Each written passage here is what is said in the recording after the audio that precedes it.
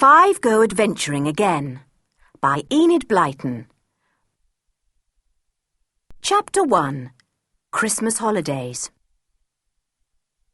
It was the last week of the Christmas term, and all the girls at Gayland's school were looking forward to the Christmas holidays. Anne sat down at the breakfast table and picked up a letter addressed to her. "Hello, look at this," she said to her cousin Georgina, who was sitting beside her.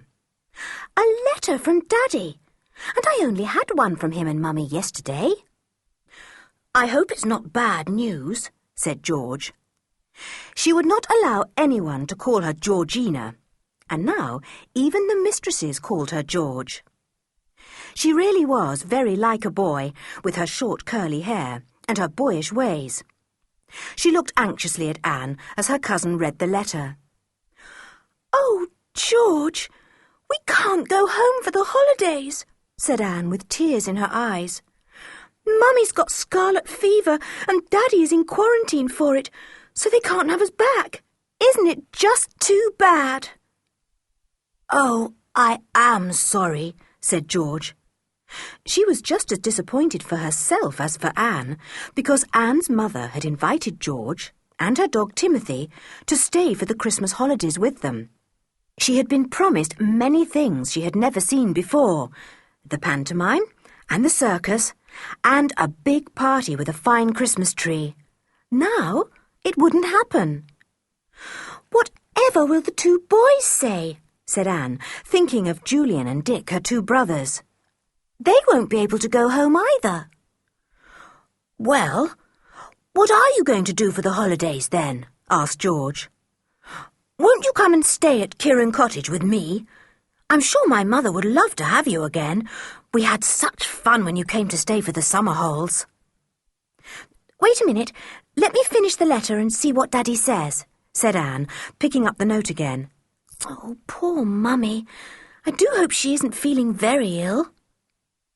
She read a few more lines and then gave such a delighted exclamation that George and the other girls waited impatiently for her to explain. "George, we are to come to you again, but, oh, blow, blow, blow. We've got to have a tutor for the halls, partly to look after us so that your mother doesn't have too much bother with us, and partly because both Julian and Dick have been ill with flu twice this term and have got behind in their work." "A tutor? How sickening! That means I'll have to do lessons too, I'll bet," said George in dismay. "When my mother and father see my report, I guess they'll find out how little I know. After all, this is the first time I've ever been to a proper school, and there are heaps of things I don't know." "Oh, what horrid holes there'll be if we have a tutor running after us all the time," said Anne gloomily. "I expect I'll have quite a good report, because I've done well in the exams, but it won't be any fun for me not doing lessons with you 3 in the halls. Though, of course, I could go off with Timothy, I suppose. He won't be doing lessons."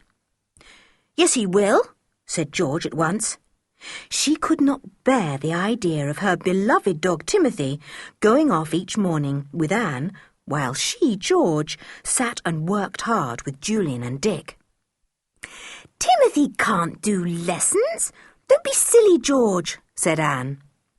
"He can sit under my feet while I'm doing them," said George. "It will be a great help to feel him there. Oh, for goodness sake, eat up your sausages, Anne. We're all nearly finished. The bell will be going in a minute, and you won't have had any breakfast."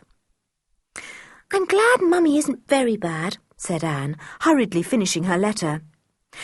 "Daddy says he's written to Dick and Julian and to your father to ask him to engage a tutor for us. Oh, dash! This is an awful disappointment, isn't it? I don't mean I shan't enjoy going to Kirrin Cottage again and seeing Kirrin Island, but after all, there are no pantomimes or circuses or parties to look forward to at Kirrin." The end of term came quickly. Anne and George packed up their trunks and put on the labels, enjoying the noise and excitement of the last 2 days. The big school coaches rolled up to the door and the girls clambered in. Off to Kirrin again, said Anne. Come on, Timothy, darling. You can sit between me and George. Galen's school allowed the children to keep their own pets, and Timothy, George's big mongrel dog, had been a great success. Except for the time when he had run after the dustman and dragged the dustbin away from him all the way up the school grounds and into George's classroom, he had really behaved extremely well. I'm sure you'll have a good report, Tim, said George, giving the dog a hug. We're going home again. Will you like that? Ruff, said Tim in his deep voice. He stood up, wagging his tail, and there was a squeal from the seat behind. George, make Tim sit down. He's wagging my hat off. It was not very long before the two girls and Timothy were in London, being put into the train for Kirrin. I do wish the boys broke up today too, sighed Anne. Then we could all have gone down to Kirrin together. That would have been fun. Julian and Dick broke up the next day and were to join the girls then at Kirrin Cottage. Anne was very much looking forward to seeing them again. A term was a long time to be away from one another. She had been glad to have her cousin George with her. The three of them had stayed with George in the summer and had had some exciting adventures together on the little island off the coast. An old castle stood on the island, and in the dungeons the children had made all kinds of wonderful discoveries. It will be lovely to go across to Kirrin Island again, George, said Anne, as the train sped off towards the west. We shan't be able to, said George. The sea is terribly rough round the island in the winter. It would be too dangerous to try and row there. Oh, what a pity, said Anne, disappointed. I was looking forward to some more adventures there. There won't be any adventures at Kirrin in the winter, said George. It's cold down there, and when it snows, we sometimes get frozen up completely. Can't even walk to the village because the sea wind blows the snowdrifts so high. Ooh, that sounds rather exciting, said Anne. Well, it isn't really, said George. It's awfully boring. Nothing to do but sit at home all day, or turn out with a spade and dig the snow away. It was a long time before the train reached the little station that served Kirrin. But at last it was there, pulling in slowly and stopping at the tiny platform. The two girls jumped out eagerly and looked to see if anyone had met them. Yes, there was George's mother. Hello, George, darling. Hello, Anne, said George's mother, and gave both children a hug. Anne, I'm so sorry about your mother, but she's getting on all right, you'll be glad to know. Oh, good, said Anne. It's nice of you to have us, Aunt Fanny. We'll try and be good. Oh, what about Uncle Quentin? Will he mind having 4 children in the house in the winter time? We won't be able to go out and leave him in peace as often as we did in the summer. George's father was a scientist, a very clever man, but rather frightening. He had little patience with children, and the 4 of them had felt very much afraid of him at times in the summer. Oh, your uncle is still working very hard at his book, said Aunt Fanny. You know, he has been working out a secret theory, a secret idea, and putting it all into his book. He says that once it is all explained and finished, he is to take it to some high authority, and then his idea will be used for the good of the country. Oh, Aunt Fanny, it does sound exciting, said Anne. What's the secret?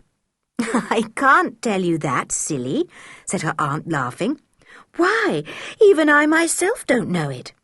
Come along now, it's cold standing here. Timothy looks very fat and well, George dear. Oh, Mother, he's had a marvellous time at school, said George. He really has. He chewed up the cook's old slippers, and he chased the cat that lives in the stables every time he saw her, said Anne. And once he got into the larder and ate a whole steak pie, said George. And once... Good gracious, George! I should think the school will refuse to have Timothy next term," said her mother in horror. "Wasn't he well punished? I hope he was." "No, he wasn't," said George, going rather red. "You see, Mother, we are responsible for our pets and their behaviour ourselves, so if ever Timothy does anything bad, I'm punished for it, because I haven't shut him up properly or something like that." "Well, you must have had quite a lot of punishments then," said her mother as she drove the little pony trap along the frosty roads. "I really think that's rather a good idea." There was a twinkle in her eyes as she spoke. "I think I'll keep on with the same idea. Punish you every time Timothy misbehaves himself." The girls laughed. They felt happy and excited. Holidays were fun. Going back to Kirrin was lovely. Tomorrow the boys would come, and then Christmas would be there. "Good old Kirrin Cottage," said Anne as they came in sight of the pretty old house. "Oh, look! There's Kirrin Island." The two looked out to sea where the old ruined castle stood on the little island of Kirrin. What adventures they had had there in the summer. The girls went into the house. "Quentin," called George's mother. "Quentin, the girls are here." Uncle Quentin came out of his study at the other side of the house. Anne thought he looked taller and darker than ever. "And frownier," she said to herself. Uncle Quentin might be very clever, but Anne preferred someone jolly and smiling, like her own father. She shook hands with her uncle politely and watched George kiss him.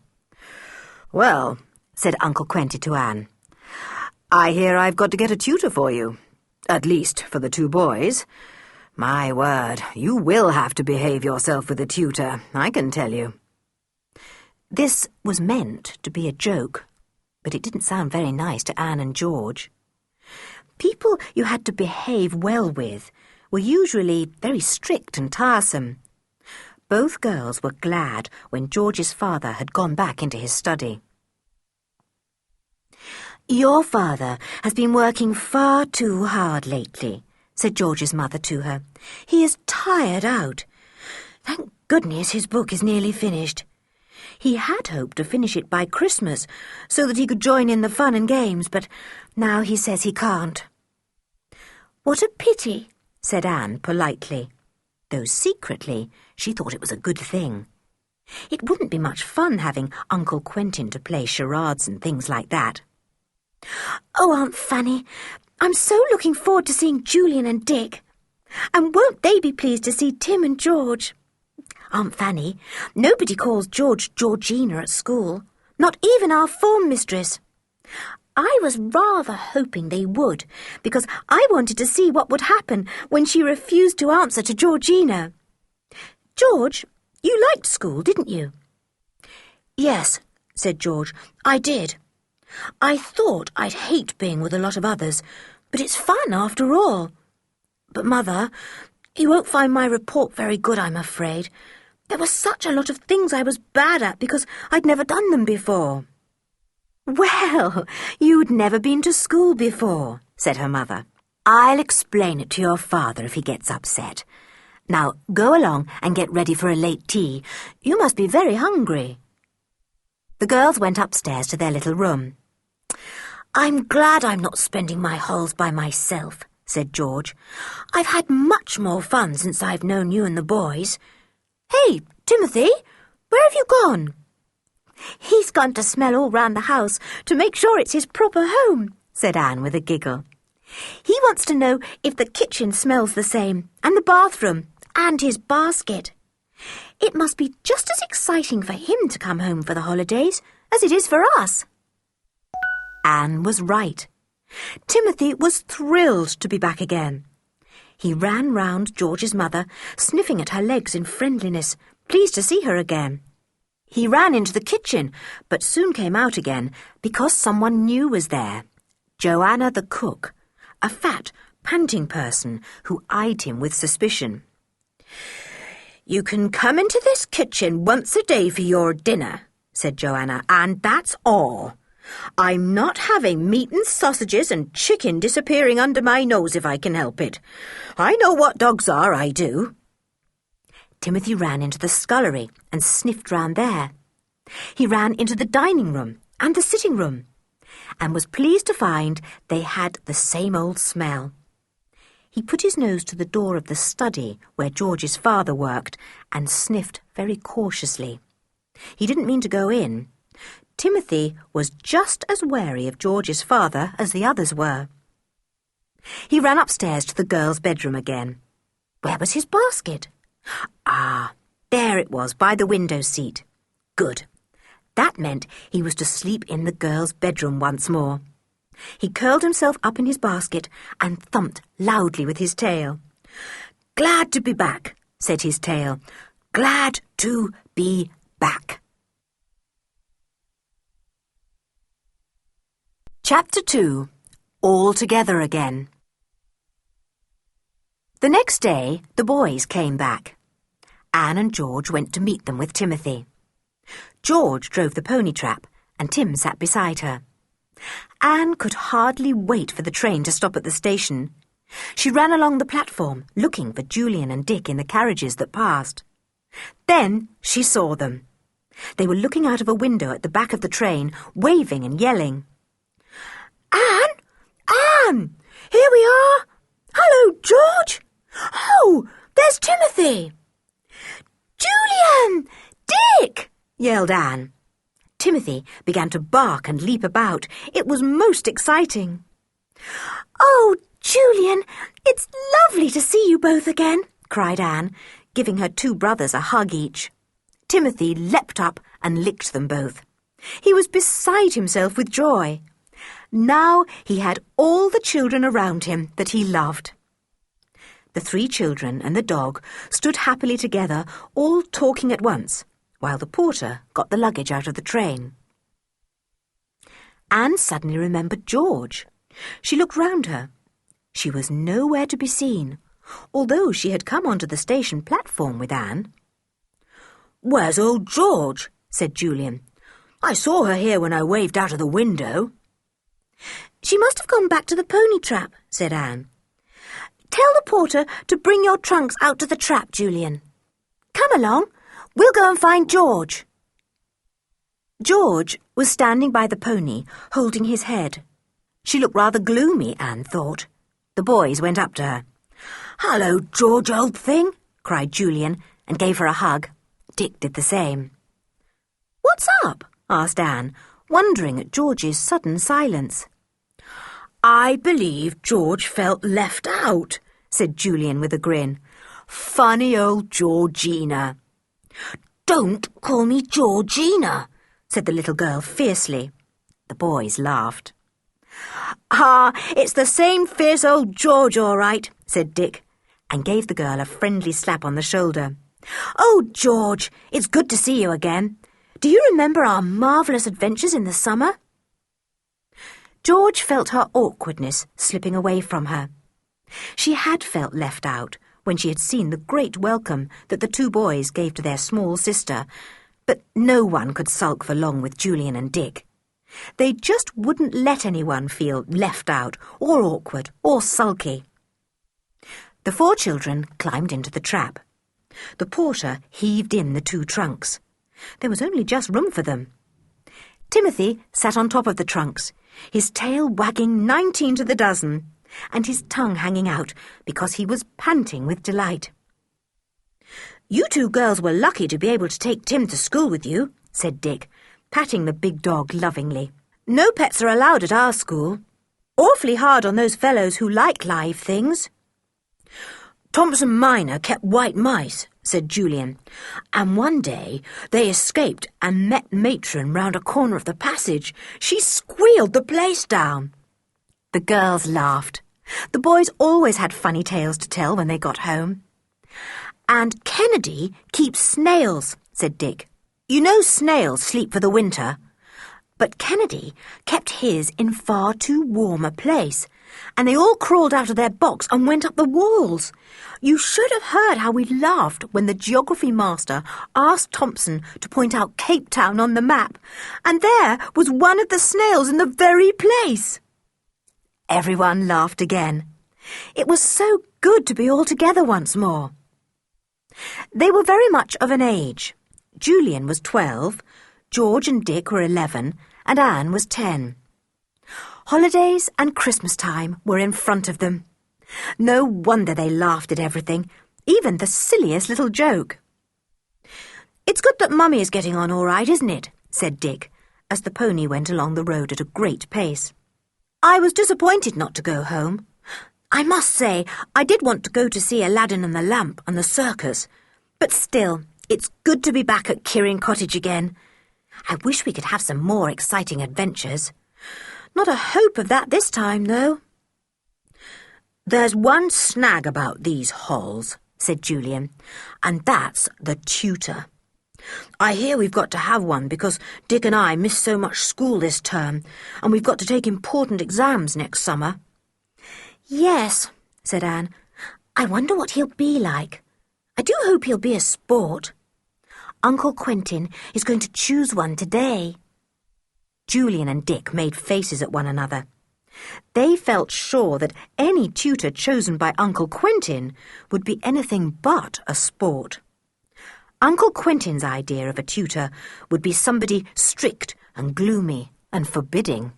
Never mind, he wouldn't come for a day or two, and he might be fun.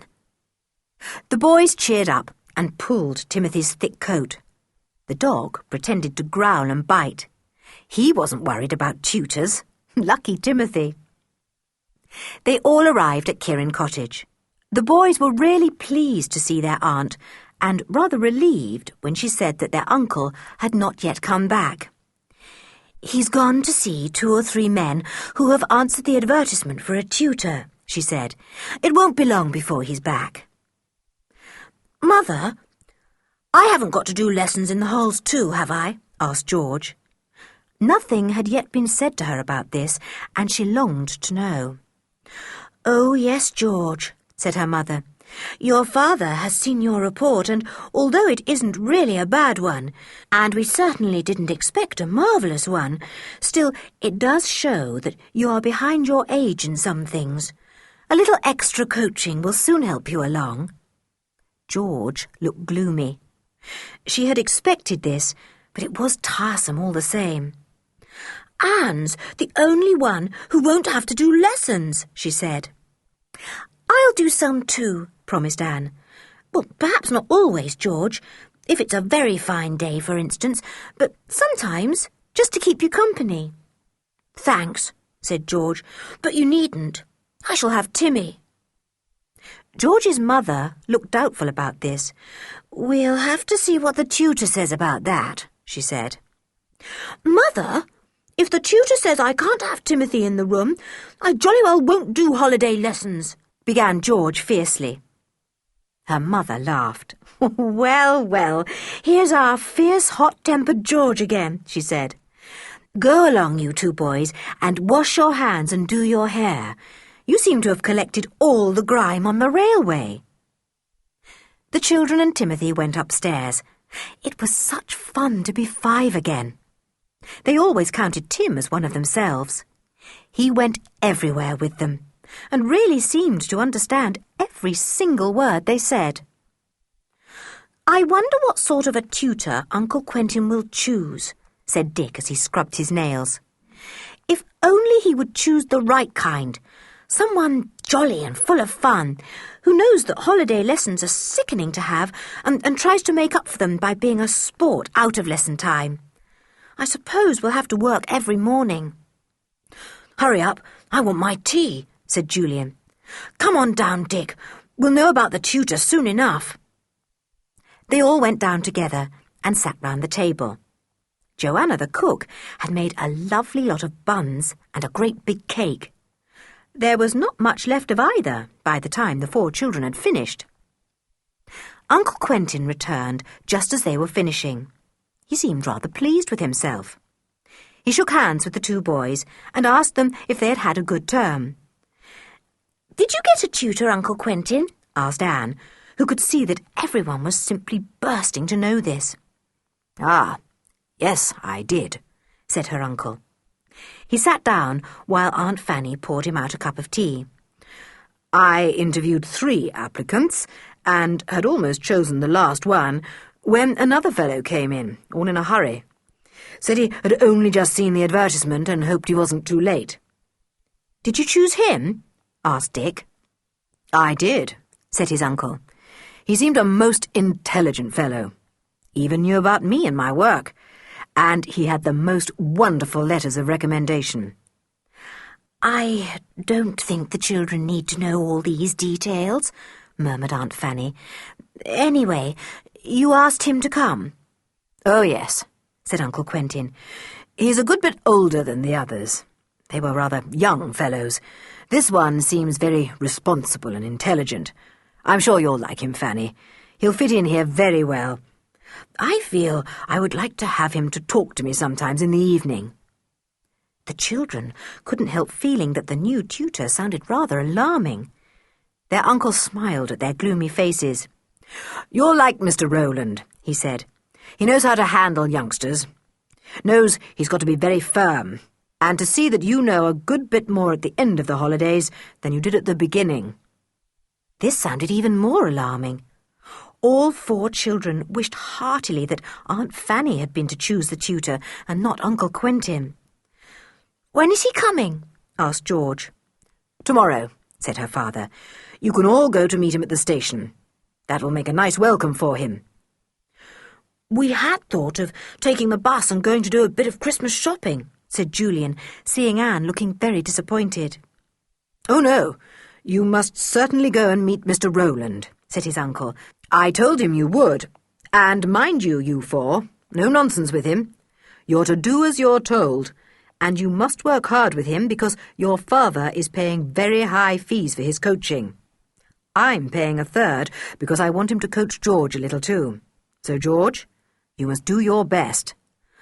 "I'll try," said George. "If he's nice, I'll do my very best." "You'll do your best whether you think him nice or not," said her father, frowning. "He will arrive by the 10:30 train. Be sure to be there in time." "I do hope he won't be too strict," said Dick that evening, when the 5 of them were alone for a minute or two. "It's going to spoil the holes if we have someone down on us all the time. And I do hope he'll like Timothy." George looked up at once. "Like Timothy?" she said. "Of course he'll like Timothy. How couldn't he?" "Well, your father didn't like Timothy very much last summer," said Dick. "I don't see how anyone could dislike darling Tim. But there are people who don't like dogs, you know, George." "If Mr. Rowland doesn't like Timothy, I'll not do a single thing for him," said George. "Not one single thing." "She's gone all fierce again," said Dick with a laugh. "My word, the sparks will fly if Mr. Rowland dares to dislike our Timothy." Chapter 3. The New Tutor. Next morning, the sun was out. All the sea mist that had hung about for the last 2 days had disappeared, and Kirrin Island showed plainly at the mouth of Kirrin Bay. The children stared longingly at the ruined castle on it. "I do wish we could get over to the castle," said Dick. "It looks quite calm enough, George." "It's very rough by the island," said George. "It always is this time of year. I know Mother wouldn't let us go." "It's a lovely island, and it's all our own," said Anne. "You said you would share it with us for ever and ever, didn't you, George?" "Yes, I did," said George, "and so I will, dungeons and all. Come on, we must get the trap out. We shall be late meeting the train if we stand here all day looking at the island." They got the pony and trap and set off down the hard lanes. Kirrin Island disappeared behind the cliffs as they turned inland to the station. "Did all this land round about belong to your family once upon a time?" asked Julian. "Yes, all of it," said George. Now we don't own anything except Kirrin Island, our own house, and that farm away over there, Kirrin Farm." She pointed with her whip. The children saw a fine old farmhouse standing on a hill a good way off over the heather-clad common. "Who lives there?" asked Julian. "Oh, an old farmer and his wife," said George. "They were nice to me when I was smaller. We'll go over there one day if you like. Mother says they don't make the farm pay any more, and in the summertime they take in people who want a holiday." "Listen, that's the train whistling in the tunnel," said Julian suddenly. "Buck up, for goodness sake, George. We shan't be there in time." The 4 children and Timothy looked at the train coming out of the tunnel and drawing in at the station. The pony cantered along swiftly. They would be just in time. "Who's going onto the platform to meet him?" asked George, as they drew into the little station yard. "I'm not. I must look after Tim and the pony." "I don't want to," said Anne. "I'll stay with George." "Well, we'd better go then," said Julian, and he and Dick leapt out of the trap. They ran onto the platform just as the train pulled up. Not many people got out. A woman clambered out with a basket. A young man leapt out, whistling, the son of the baker in the village. An old man climbed down with difficulty. The tutor could be none of those.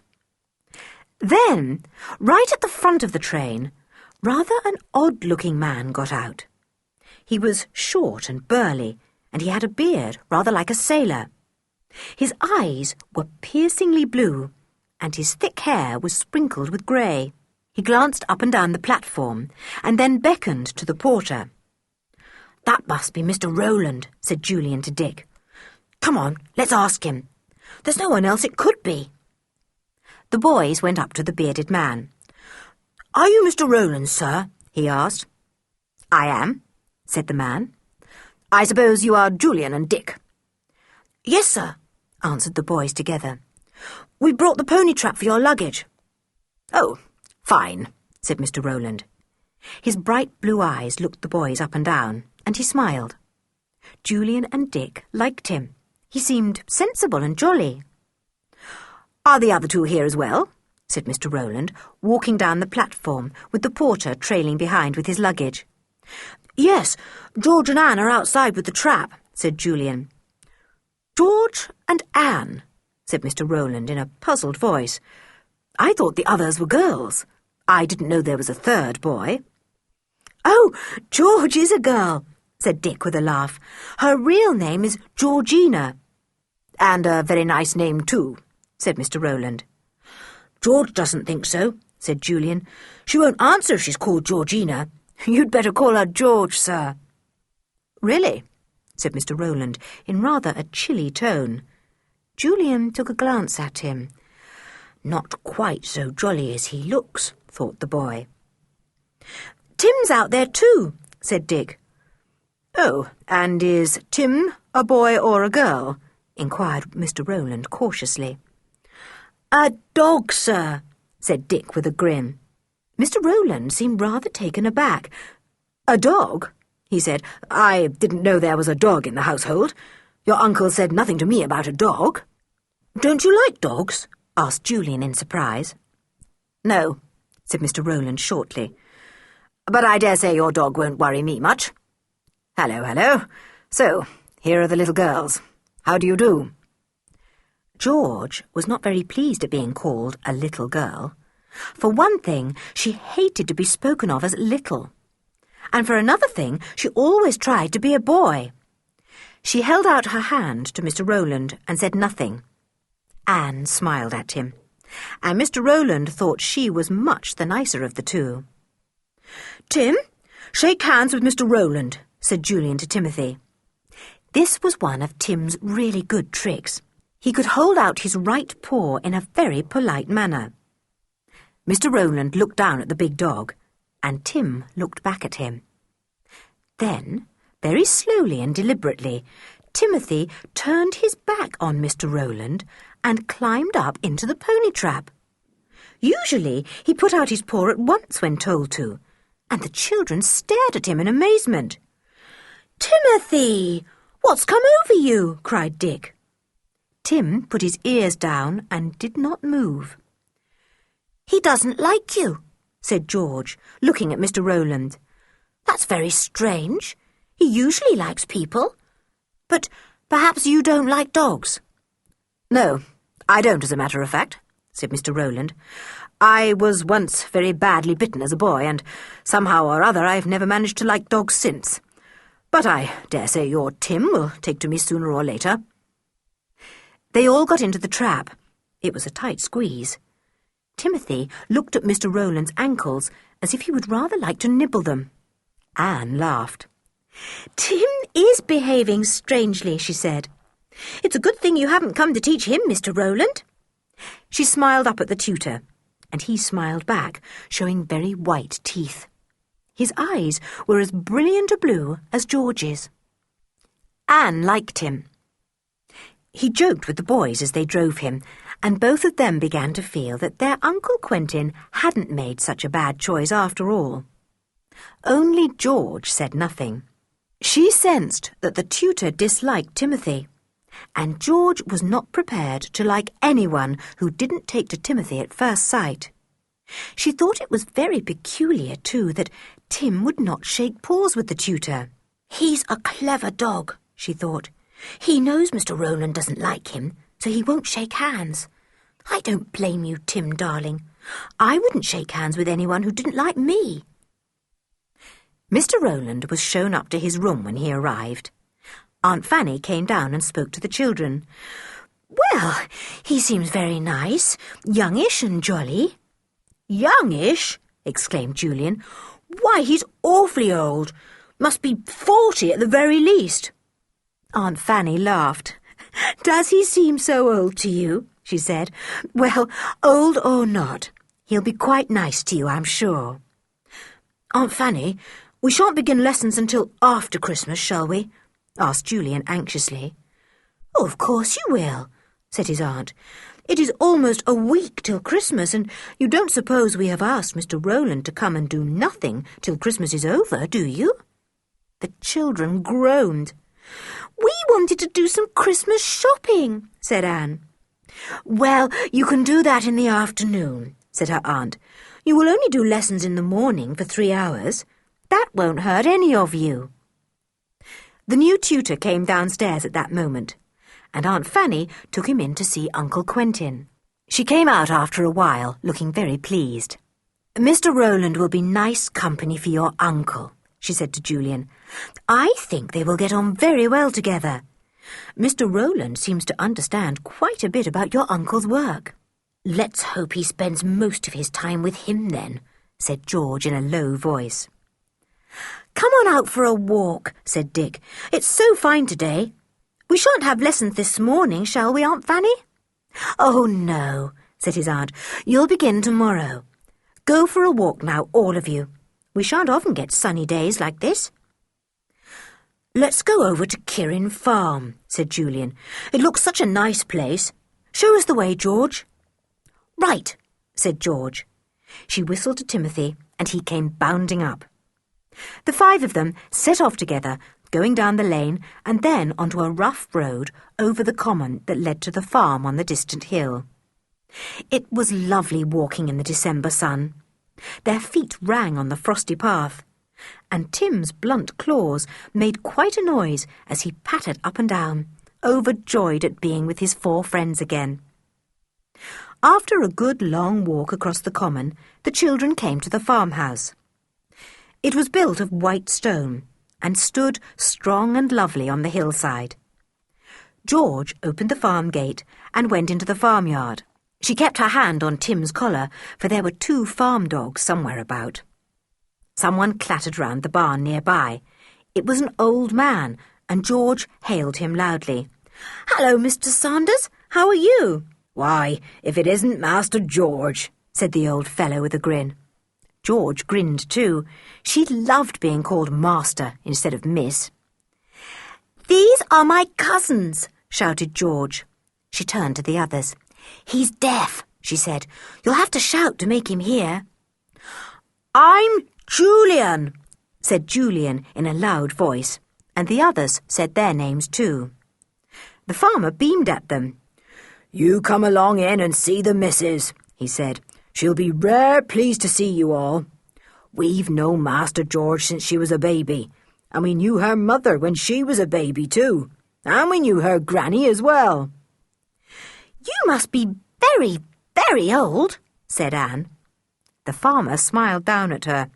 "As old as my tongue and a little older than my teeth," he said, chuckling. "Come away in now." They all went into the big, warm farmhouse kitchen, where a little old woman, as lively as a bantam hen, was bustling about. She was just as pleased to see the 4 children as her husband was. "Well, there now," she said. "I haven't seen you for months, Master George. I did hear that you'd gone away to school." "Yes, I did," said George. "But I'm home for the holidays now. Does it matter if I let Timothy loose, Mrs. Sanders? I think he'll be friendly if your dogs are too." "Yes, you let him loose," said the old lady. "He'll have a fine time in the farmyard with Ben and Ricky. Now, what would you like to drink? Hot milk? Cocoa? Coffee? And I've some new shortbread baked yesterday. You shall have some of that." "Ah, my wife's very busy this week, cooking up all sorts of things," said the old farmer, as his wife bustled off to the larder. "We've company this Christmas." "Have you?" said George, surprised, for she knew that the old pair had never had any children of their own. "Who is coming? Anyone I know?" "2 artists from London town," said the old farmer. "Wrote and asked us to take them for 3 weeks over Christmas, and offered us good money too, so my old wife's as busy as a bee." "Are they going to paint pictures?" asked Julian, who rather fancied himself as an artist too. "I wonder if I could come and talk to them some day. I'm rather good at pictures myself. They might give me a few hints." "You come along whenever you like," said old Mrs. Sanders, making cocoa in a big jug. She set out a plate of the most delicious-looking shortbreads, and the children ate them hungrily. "I should think the 2 artists will be rather lonely down here in the depths of the country at Christmas time," said George. "Do they know anyone?" "They say they don't know a soul," said Mrs. Sanders.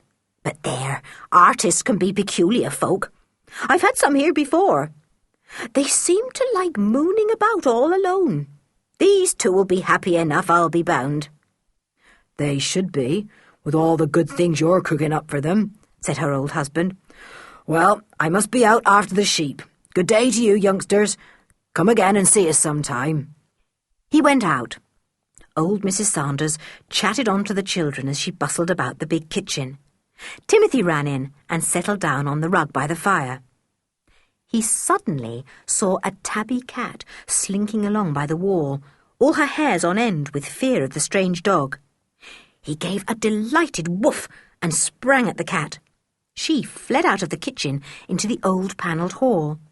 Tim flew after her, taking no notice at all of George's stern shout. The cat tried to leap on top of an old grandfather clock in the hall. With a joyous bark, Tim sprang too. He flung himself against a polished panel, and then a most extraordinary thing happened. The panel disappeared, and a dark hole showed in the old wall.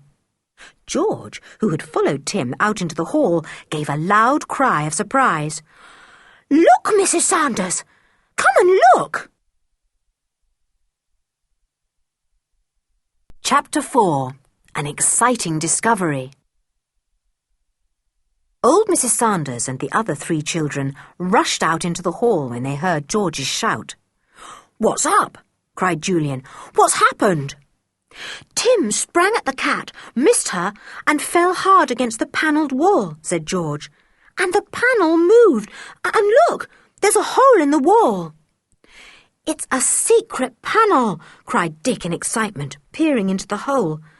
"Golly, did you know there was one here, Mrs. Sanders?" "Oh, yes," said the old lady. "This house is full of funny things like that. I'm very careful when I polish that panel, because if I rub too hard in the top corner, it always slides back." "What's behind the panel?" asked Julian. The hole was only about the width of his head, and when he stuck his head inside, he could see only darkness. The wall itself was about 8 inches behind the panelling and was of stone. "Get a candle! Do get a candle!" said Anne, thrilled. "You haven't got a torch, have you, Mrs. Saunders?" "No," said the old woman, "but you can get a candle if you like. There's one on the kitchen mantelpiece." Anne shot off to get it. Julian lit it and put it into the hole behind the panel. The others pushed against him to try and peep inside. "Don't," said Julian impatiently. "Wait your turn, sillies. Let me have a look." He had a good look, but there didn't really seem anything to see. It was all darkness behind and stone wall. He gave the candle to Dick, and then each of the children had a turn at peeping. Old Mrs. Saunders had gone back to the kitchen. She was used to the sliding panel. "She said this house was full of strange things like that," said Anne. "What other things are there, do you think? Let's ask her." They slid the panel back into place and went to find Mrs. Saunders. "Mrs. Saunders, what other funny things are there in Kirrin Farmhouse?" asked Julian. "There's a cupboard upstairs with a false back," said Mrs. Saunders. "Oh, don't look so excited. There's nothing in it at all. And there's a big stone over there by the fireplace that pulls up to show a hidey hole. I suppose in the old days people wanted good hiding places for things." The children ran to the stone she pointed out. It had an iron ring in it and was easily pulled up. Below was a hollowed-out place big enough to take a small box. It was empty now, but all the same, it looked exciting. "Where's the cupboard?"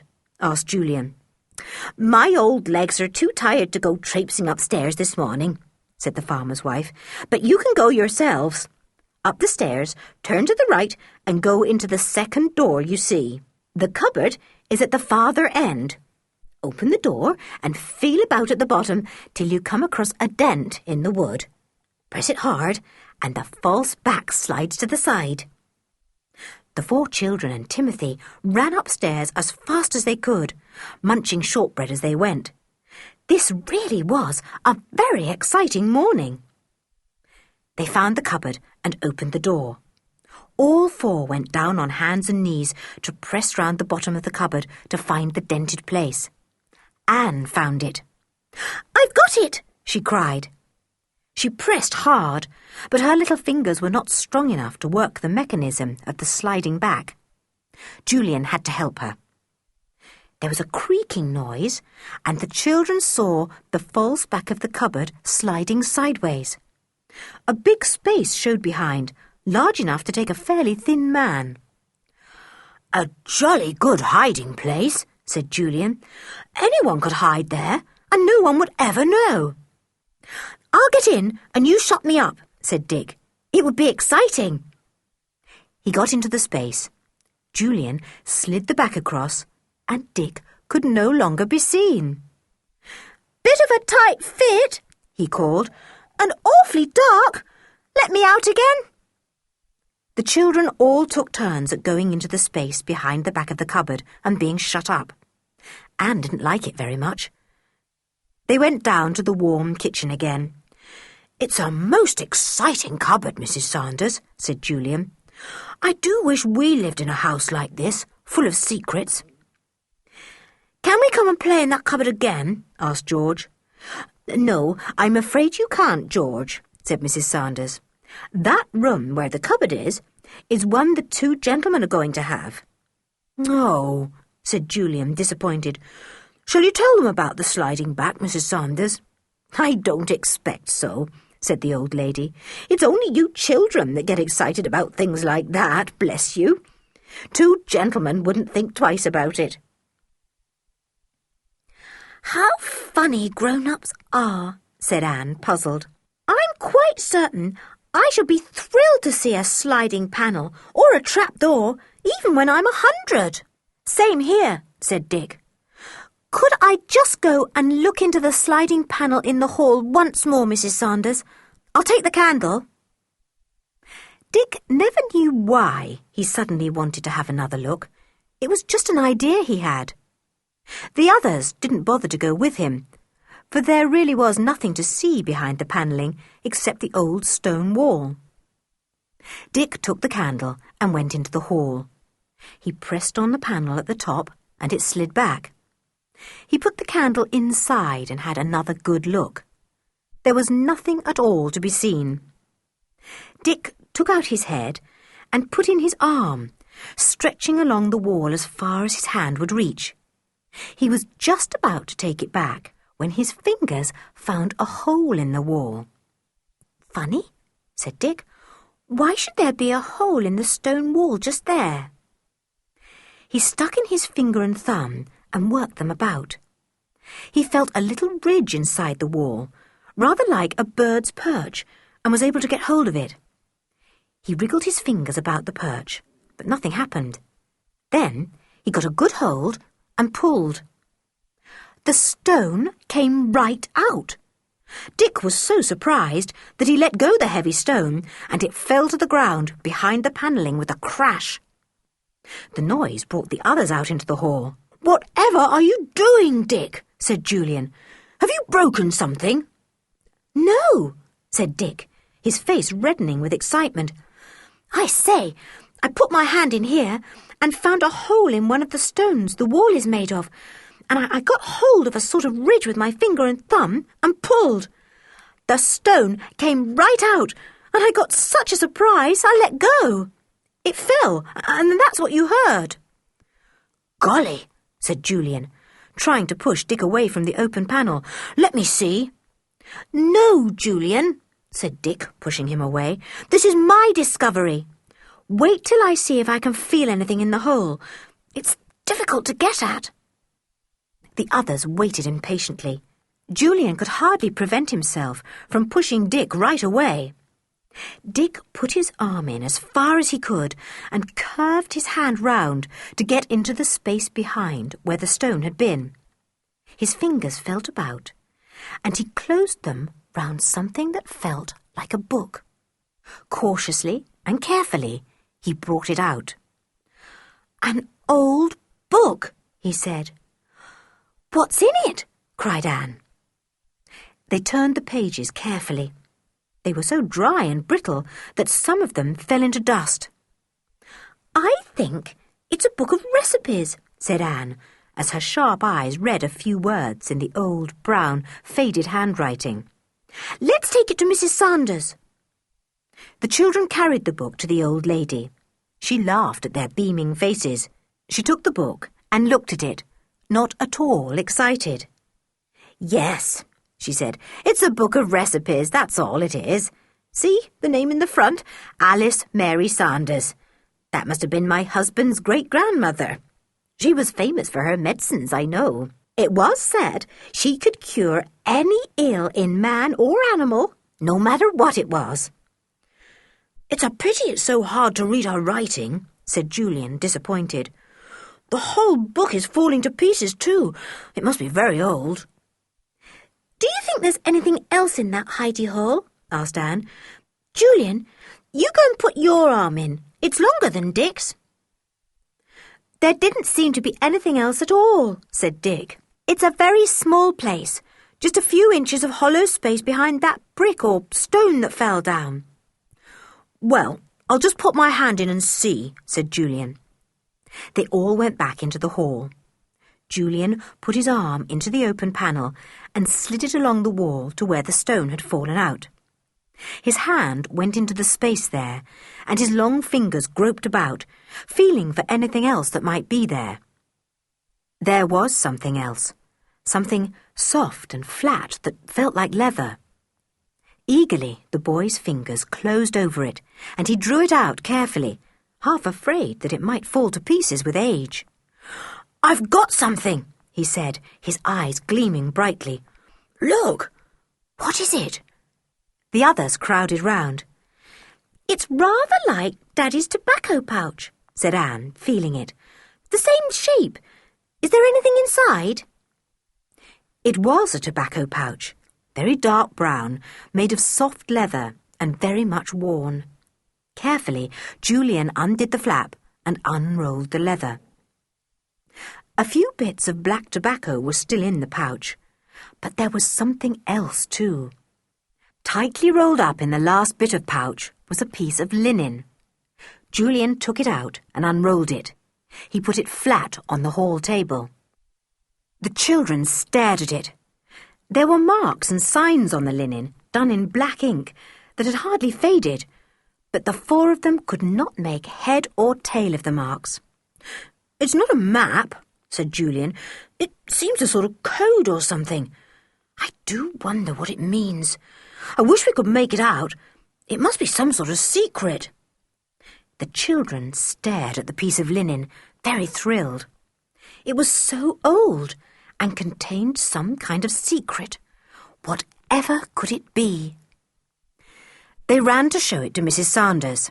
She was studying the old recipe book, and her face glowed with pleasure as she raised it to look at the excited children.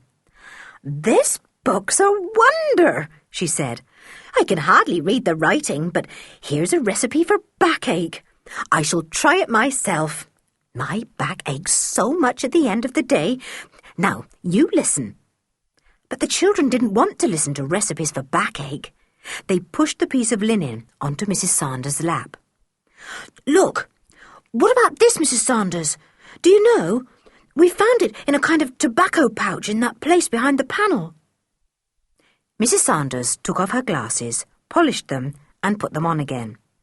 She looked carefully at the piece of linen with its strange marks. She shook her head. "No, this doesn't make any sense to me. And what's this now? It looks like an old tobacco pouch. Oh, my John would like that, I guess. He's got such an old one that it won't hold his tobacco any more. This is old too, but there's a lot of wear in it yet." "Mrs. Sanders, do you want this piece of linen too?" asked Julian anxiously. He was longing to take it home and study it. He felt certain there was some kind of exciting secret hidden there, and he could not bear the thought of leaving it with Mrs. Sanders. "You take it, Julian, if you want it," said Mrs. Sanders with a laugh. "I'll keep the recipes for myself, and John shall have the pouch. You can have the old rag if you want it, though it beats me why you think it's so fascinating. Ah, here's John." She raised her voice and shouted to the deaf old man. "Hey, John, here's a tobacco pouch for you. The children found it somewhere behind that panel that opens in the hall." John took it and fingered it. "It's a strange one," he said, "but better than mine. Well, youngsters, I don't want to hurry you, but it's 1 o'clock now, and you better be going if it's near your dinner time." "Gracious," said Julian, "we shall be late. Goodbye, Mrs. Sanders, and thanks awfully for the shortbread and this old rag. We'll try our best to make out what's on it and tell you. Hurry, everyone. Where's Tim? Oh, come on, Timothy. We're late." The 5 of them ran off quickly. They really were late and had to run most of the way, which meant that it was difficult to talk. But they were so excited about their morning that they panted remarks to one another as they went. "I wonder what this old rag says," panted Julian. "I mean to find out.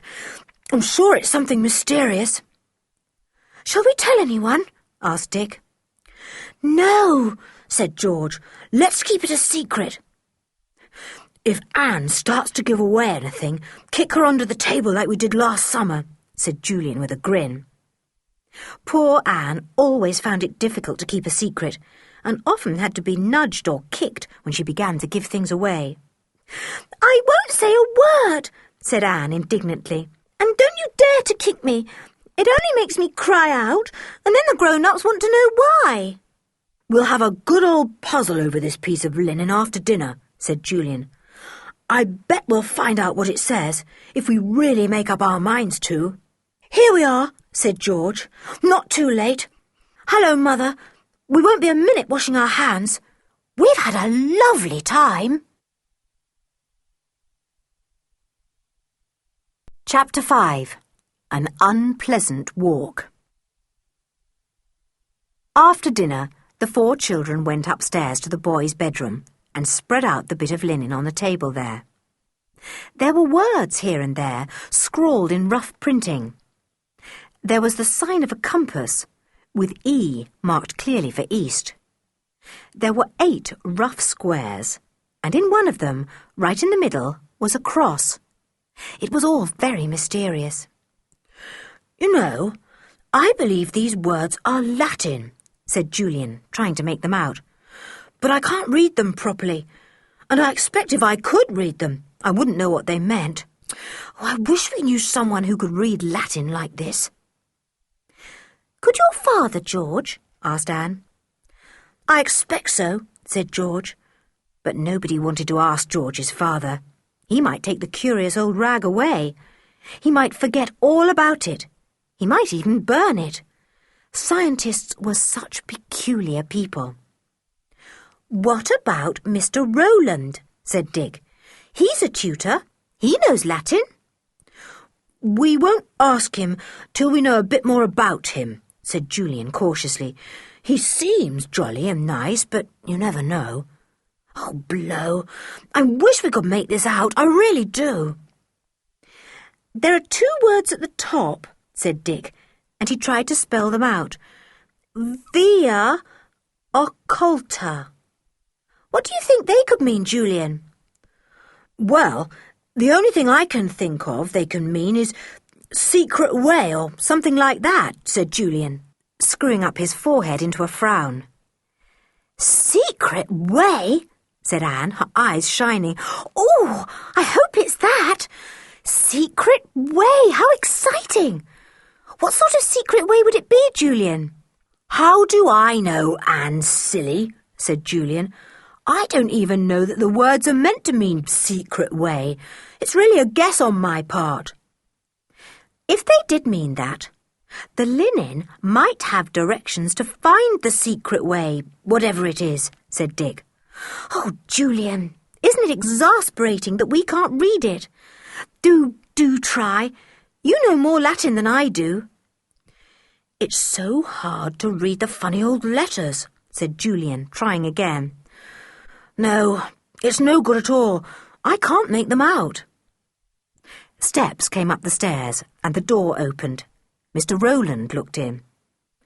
Hello, he said. "I wondered where you all were. What about a walk over the cliffs?" "We'll come," said Julian, rolling up the old rag. "What have you got there? Anything interesting?" asked Mr. Rowland. "It's began Anne, and at once all the others began to talk, afraid that Anne was going to give the secret away. "It's a wonderful afternoon for a walk. Come on, let's get our things on." Tim, where are you?" George gave a piercing whistle. Tim was under the bed and came bounding out. Anne went red as she guessed why all the others had interrupted her so quickly. "Idiot," said Julian under his breath. "Baby." Fortunately, Mr. Rowland said no more about the piece of linen he had seen Julian rolling up. He was looking at Tim. "I suppose he must come," he said. George stared at him in indignation. "Of course he must," she said. "We never go anywhere without Timothy."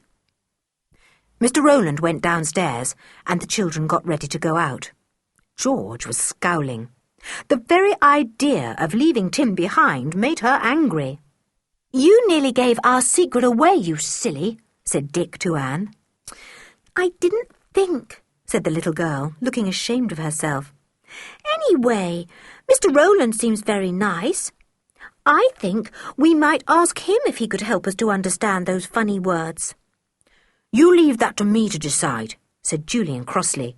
"Now, don't you dare to say a word." They all set out, Timothy too. Mr. Rowland need not have worried about the dog, for Timothy would not go near him. It was very strange, really. He kept away from the tutor and took not the slightest notice of him, even when Mr. Rowland spoke to him. "He's not usually like that," said Dick. "He's a most friendly dog, really." "Well, as I've got to live in the same house with him, I must try and make him friends with me," said the tutor.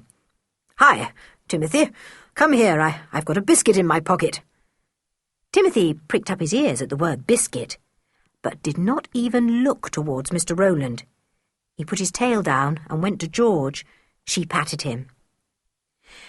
"If he doesn't like anyone, not even a biscuit or a bone will make him go to them when he is called," she said. Mr. Rowland gave it up. He put the biscuit back into his pocket. "He's a peculiar-looking dog, isn't he?" he said. "A terrible mongrel. I must say I prefer well-bred dogs." George went purple in the face. "He's not peculiar-looking," she spluttered. "He's not nearly so peculiar-looking as you are. He's not a terrible mongrel. He's the best dog in the world." "I think you're being a little rude," said Mr. Rowland stiffly. "I don't allow my pupils to be cheeky, Georgina." Calling her Georgina made George still more furious. She lagged behind with Tim, looking as black as a thundercloud. The others felt uncomfortable. They knew what tempers George got into and how difficult she could be. She had been so much better and happier since the summer when they had come to stay for the first time. They did hope she wasn't going to be silly and get into rows. It would spoil the Christmas holidays. Mr. Rowland took no more notice of George. He did not speak to her, but strode on ahead with the others, doing his best to be jolly. He could really be very funny, and the boys began to laugh at him. He took Anne's hand, and the little girl jumped along beside him, enjoying the walk. Julian felt sorry for George. It wasn't nice to be left out of things, and he knew how George hated anything like that. He wondered if he dared to put in a good word for her. It might make things easier. "Mr. Rowland, sir," he began, could you call my cousin by the name she likes, George? She simply hates Georgina. And she's very fond of Tim. She can't bear anyone to say horrid things about him." Mr. Rowland looked surprised.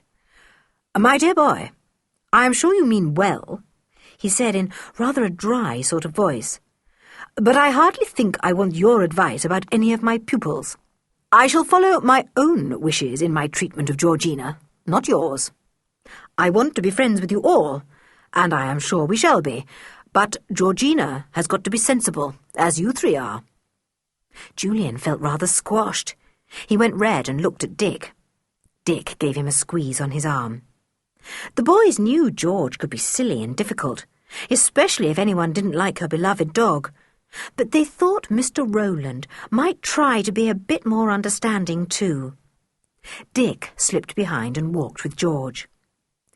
"You needn't walk with me," said George at once, her blue eyes glinting. "Walk with your friend, Mr. Rowland." "He isn't my friend," said Dick. "Don't be silly." "I'm not silly," said George in a tight sort of voice. "I heard you all laughing and joking with him. You go on and have a good laugh again. I've got Timothy." "George, it's Christmas holidays," said Dick. "Do let's all be friends. Do. Don't let's spoil Christmas." "I can't like anyone who doesn't like Tim," said George obstinately. "Well, after all, Mr. Rowland did offer him a biscuit," said Dick, trying to make peace as hard as he could. George said nothing. Her small face looked fierce. Dick tried again. "George, promise to try and be nice till Christmas is over anyway. Don't let's spoil Christmas for goodness sake. Come on, George." "All right," said George at last. "I'll try." "Come and walk with us then," said Dick. So George caught up the others and tried not to look too sulky. Mr. Rowland guessed that Dick had been trying to make George behave, and he included her in his talk. He could not make her laugh, but she did at least answer politely. "Is that Kirrin farmhouse?" asked Mr. Rowland as they came in sight of the farm. "Yes. Do you know it?" asked Julian in surprise.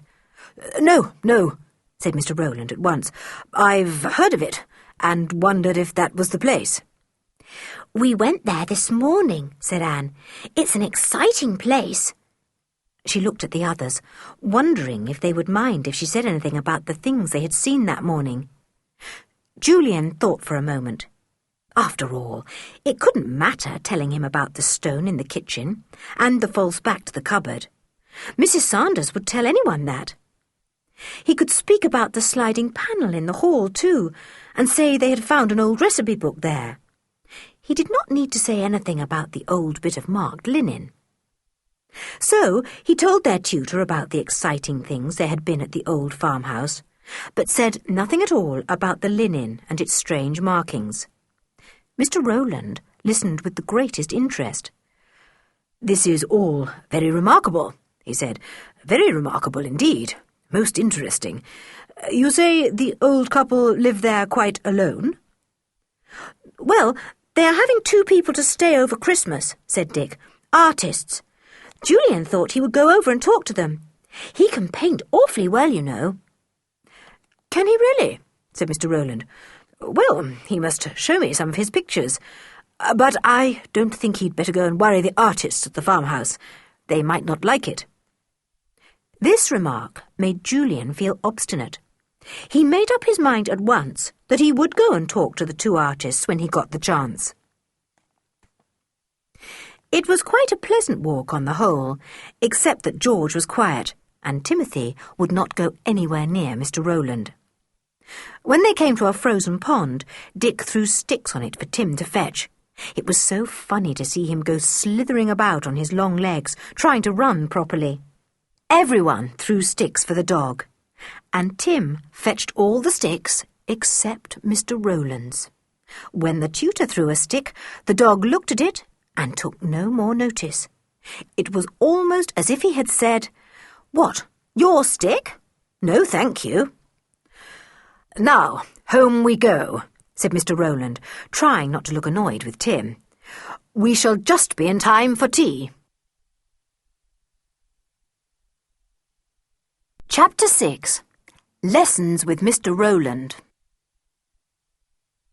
Next morning, the children felt a little gloomy. Lessons. How horrid in the holidays! Still, Mr. Rowland wasn't so bad. The children had not had him with them in the sitting room the night before because he had gone to talk to their uncle. So they were able to get out the mysterious bit of linen again and pore over it. But it wasn't a bit of good. Nobody could make anything of it at all. Secret way. What did it mean? Was it really directions for a secret way? And where was the way? And why was it secret? It was most exasperating not to be able to find out. "I really feel we'll have to ask someone soon," Julian had said with a sigh. "I can't bear this mystery much longer. I keep on and on thinking of it." He had dreamt of it too that night, and now it was morning with lessons ahead. He wondered what lesson Mr. Rowland would take. Latin, perhaps. Then he could ask him what the words via occulta meant. Mr. Rowland had seen all their reports and had noted the subjects they were weak in. One was Latin and another was French. Maths were very weak in both Dick's report and George's. Both children must be helped on in those. Geometry was Julian's weakest spot. Anne was not supposed to need any coaching. "But if you like to come along and join us, I'll give you some painting to do," said Mr. Rowland, his blue eyes twinkling at her. He liked Anne. She was not difficult and sulky like George. Anne loved painting. "Oh, yes," she said happily. "I'd love to do some painting. I can paint flowers, Mr. Rowland. I'll paint you some red poppies and blue cornflowers out of my head." "We will start at 9:30, said Mr. Rowland. "We are to work in the sitting room. Take your school books there and be ready punctually." So all the children were there, sitting round a table, their books in front of them, at 9:30. Anne had some painting water and her painting box. The others looked at her enviously. Lucky Anne to be doing painting while they worked hard at difficult things like Latin and maths. "Where's Timothy?" asked Julian in a low voice as they waited for their tutor to come in. "Under the table," said George defiantly. I'm sure he'll lie still. Don't any of you say anything about him. I want him there. I'm not going to do lessons without Tim here." "I don't see why he shouldn't be here with us," said Dick. "He's very, very good. Oh, shh! Here comes Mr. Rowland." The tutor came in, his black beard bristling round his mouth and chin. His eyes looked very piercing in the pale winter sunlight that filtered into the room. He told the children to sit down. "I'll have a look at your exercise books first," he said, "and see what you were doing last term. You come first, Julian."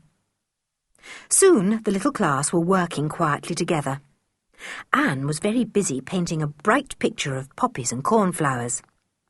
Mr. Rowland admired it very much. Anne thought he really was very nice. Suddenly there was a huge sigh from under the table. It was Tim, tired of lying so still.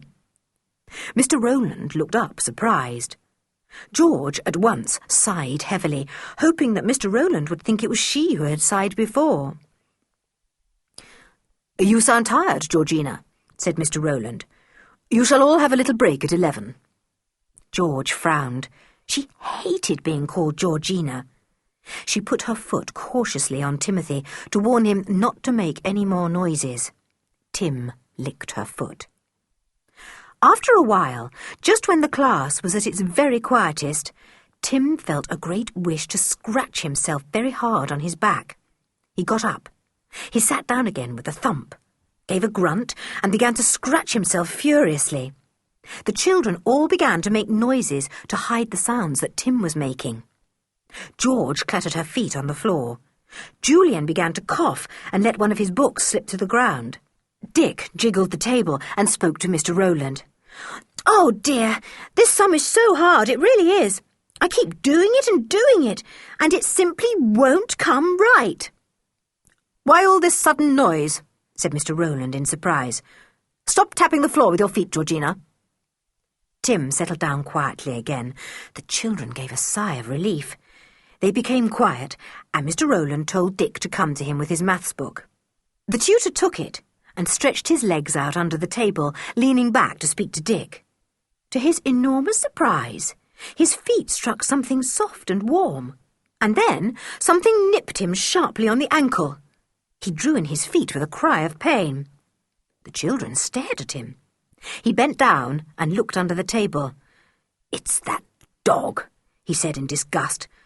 "The brute snapped at my ankles. He has made a hole in my trousers. Take him out, Georgina." Georgina said nothing. She sat as though she had not heard. "She won't answer if you call her Georgina," Julian reminded him. "She'll answer me, whatever I call her," said Mr. Rowland in a low and angry voice. "I won't have that dog in here. If you don't take him out this very minute, Georgina, I will go to your father." George looked at him. She knew perfectly well that if she didn't take Tim out, and Mr. Rowland went to her father, he would order Timothy to live in the garden kennel, and that would be dreadful. There was absolutely nothing to be done but obey. Red in the face, a huge frown almost hiding her eyes, she got up and spoke to Tim. "Come on, Tim. I'm not surprised you bit him. I would too if I were a dog." "There is no need to be rude, Georgina," said Mr. Rowland angrily. The others stared at George. They wondered how she dared to say things like that. When she got fierce, it seemed as if she didn't care for anyone at all. "Come back as soon as you have put the dog out," said Mr. Rowland. George scowled, but came back in a few minutes. She felt caught. Her father was friendly with Mr. Rowland and knew how difficult George was. If she behaved as badly as she felt she would like to, it would be Tim who would suffer, for he would certainly be banished from the house. So, for Tim's sake, George obeyed the tutor. But from that moment, she disliked him and resented him bitterly with all her fierce little heart. The others were sorry for George and Timothy, but they did not share the little girl's intense dislike of the new tutor. He often made them laugh. He was patient with their mistakes. He was willing to show them how to make paper darts and ships, and to do funny little tricks. Julian and Dick thought these were fun and stored them up to try on the other boys when they went back to school. After lessons that morning, the children went out for half an hour in the frosty sunshine. George called Tim. "Poor old boy," she said. "What a shame to turn you out of the room. Whatever did you snap at Mr. Rowland for? I think it was a very good idea, Tim, but I really don't know what made you." "George, you can't play about with Mr. Rowland," said Julian. "You'll only get into trouble. He's tough. He won't stand much from any of us. But I think he'll be quite a good sport if we get on the right side of him."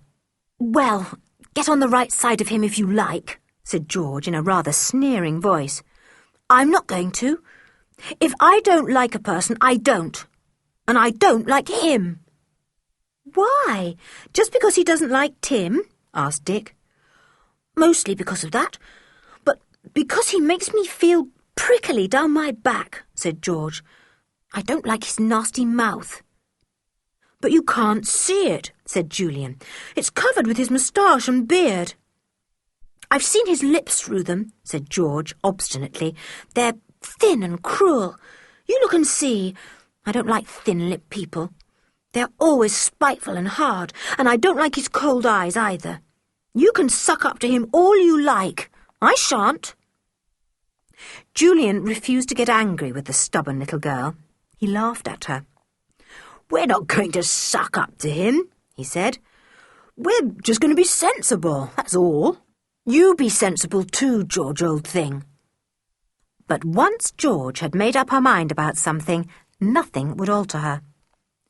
She cheered up when she heard they were all to go Christmas shopping on the bus that afternoon, without Mr. Rowland. He was going to watch an experiment that her father was going to show him. "I will take you into the nearest town, and you shall shop to your heart's content," said Aunt Fanny to the children. "Then we will have tea in a tea shop and catch the 6 o'clock bus home." This was fun.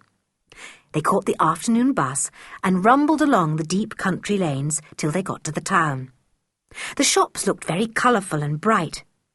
The children had brought their money with them and were very busy indeed buying all kinds of things. There were so many people to get presents for.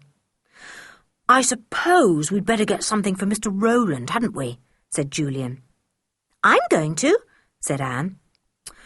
"Fancy buying Mr. Rowland a present," said George in her scornful voice. "Why shouldn't she, George?" asked her mother in surprise. "Oh, dear, I hope you're going to be sensible about him and not take a violent dislike to the poor man. I don't want him to complain to your father about you." "What are you going to buy for Tim, George?" asked Julian, changing the subject quickly. "The largest bone the butcher has got," said George. "What are you going to buy him?" "I guess if Tim had money, he would buy us each a present," said Anne, taking hold of the thick hair round Tim's neck and pulling it lovingly. "He's the best dog in the world."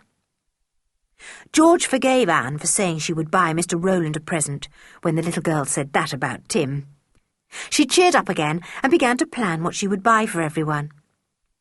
They had a fine tea and caught the 6 o'clock bus back. Aunt Fanny went to see if the cook had given the two men their tea. She came out of the study beaming. "Really, I've never seen your uncle so jolly," she said to Julian and Dick. "He and Mr. Rowland are getting on like a house on fire. He's been showing your tutor quite a lot of his experiments. It's nice for him to have someone to talk to that knows a little about these things." Mr. Rowland played games with the children that evening. Tim was in the room, and the tutor tried again to make friends with him, but the dog refused to take any notice of him. "As sulky as his little mistress," said the tutor with a laughing look at George, who was watching Tim refuse to go to Mr. Rowland and looking rather pleased about it. She gave the tutor a scowl and said nothing. "Shall we ask him whether via occulta really does mean secret way or not tomorrow?" said Julian to Dick as they undressed that night. I'm just longing to know if it does. What do you think of Mr. Rowland, Dick? I don't really quite know, said Dick.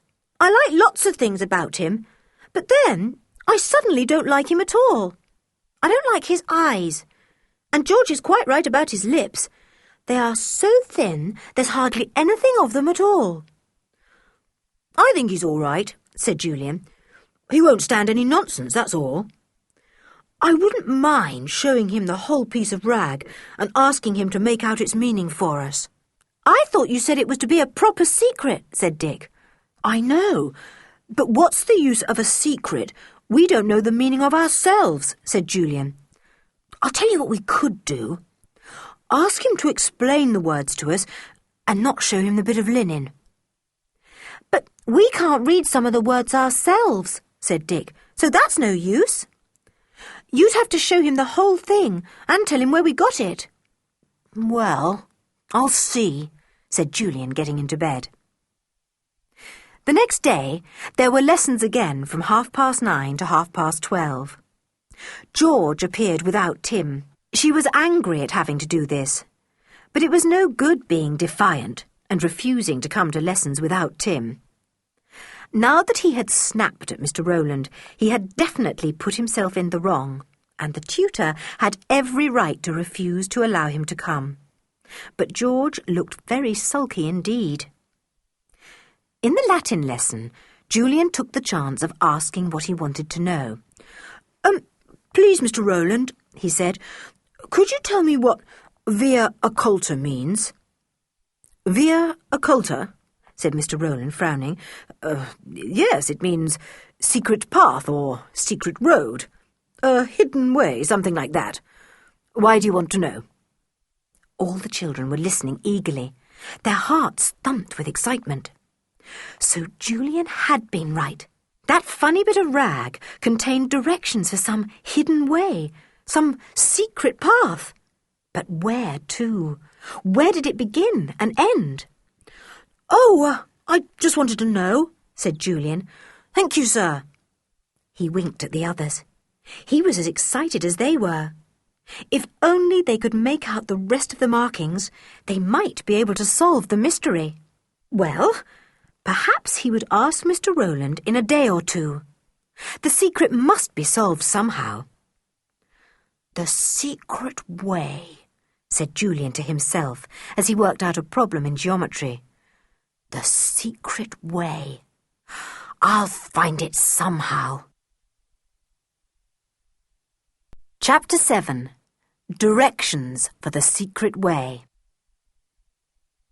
For the next day or two, the 4 children did not really have much time to think about the secret way, because Christmas was coming near and there was a good deal to do. There were Christmas cards to draw and paint for their mothers and fathers and friends.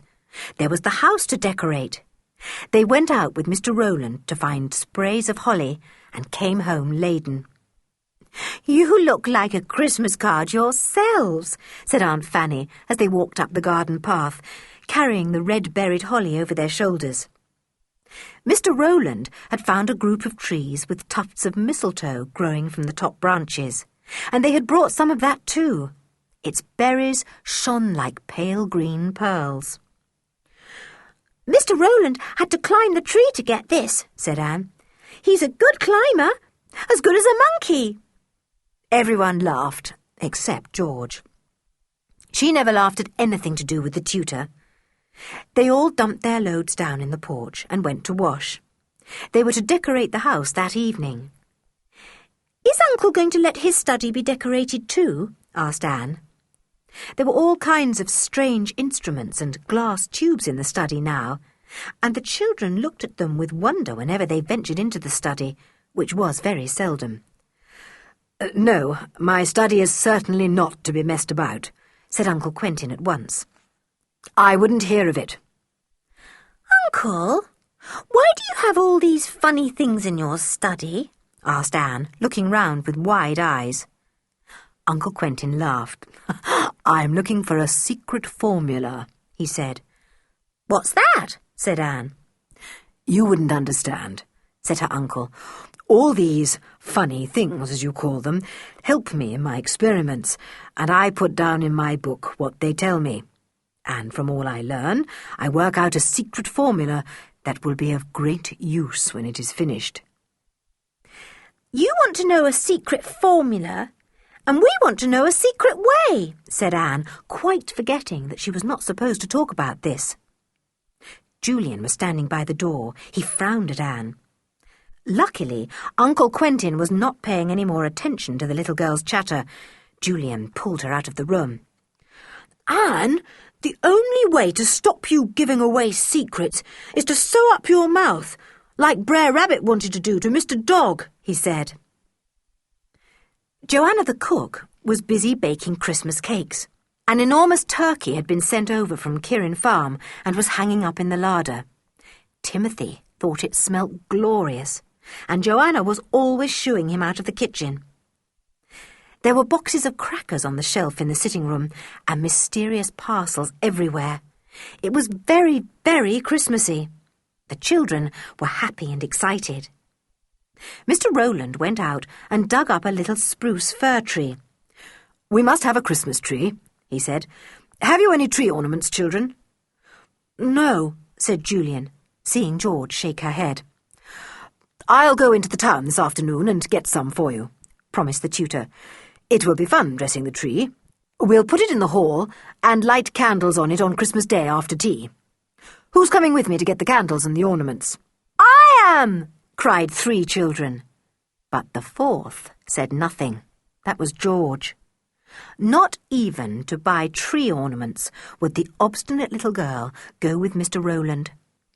She had never had a Christmas tree before, and she was very much looking forward to it.